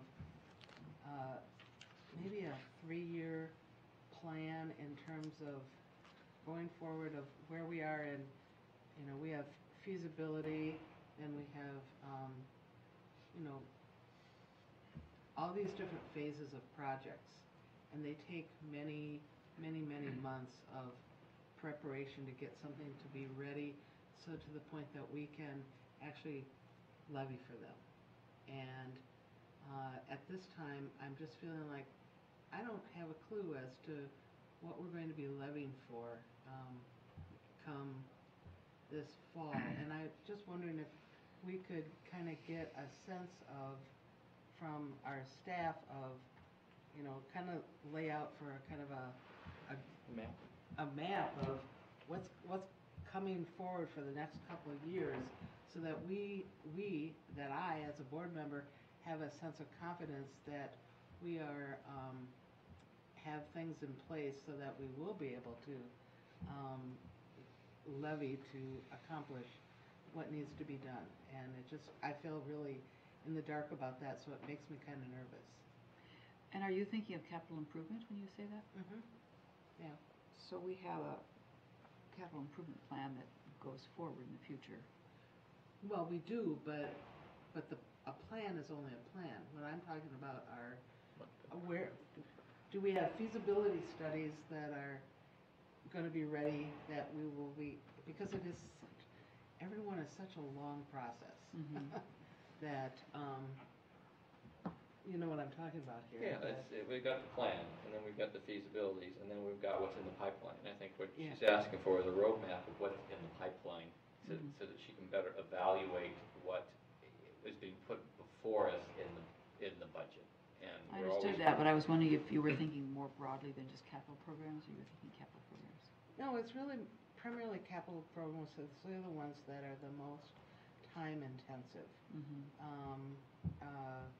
I want to say capital projects, not, because the programs are, they don't take the same amount of work and time to proceed along the timeline, so that I certainly want a sense of comfort that come next year and the year after, that we have enough stuff in place, because we have a lot of infrastructure that we are needing to, staffing infrastructure I'm thinking of, that if we aren't levying a certain level for projects, and we're not going to be able to sustain the number of staff that we keep adding. Did I restate your concern request Yeah. correctly? Yeah, Okay. yeah. Manager Basically. I mean, I think it makes a lot of sense. I mean, especially when you look at some of the potential big projects that come down the path. I mean, in terms of the staff, I think that was pretty well covered in terms of how we approached our budgeting last fall. So I know that was a concern that we all kind of articulated, because we're doing a lot of stuff. We're doing a lot of work. Yeah. But if we're not levying for our projects, we can't. Well, and I think that's actually covered in some of the budget documents from last year. I think I've got to believe we can come up with that pretty quick, because I remember having a similar question and feeling like my questions weren't answered just by looking at the materials. So. Yeah, going out though a couple of years. Yeah. Well, Manager Miller. one thing that there was a lot of projects that didn't prove feasible, but we had levied,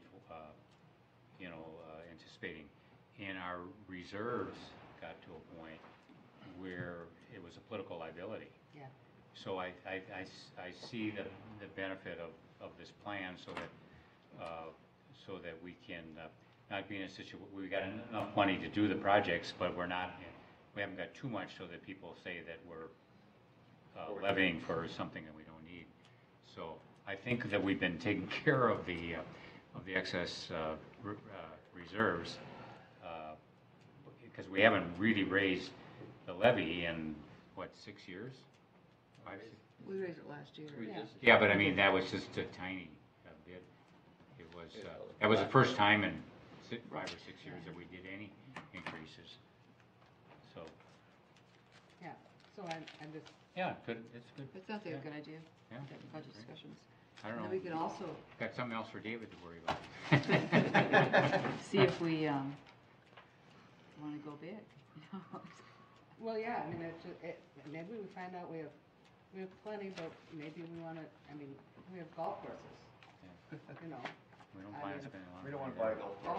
Oh, I'm just saying, there's potentially a lot of things out there. Trails, we're going to build a flood wall all the way around Meadowbrook. Yeah. No, around Edina. Yeah. The Netherlands. It's clearly time to adjourn. We're starting to get wild and crazy. There is no other business before the board. We are adjourned. Can I just ask, who's going to do that? Is that what my request? Because we talked about that it should happen, but. Let me talk with Mr. Erdal.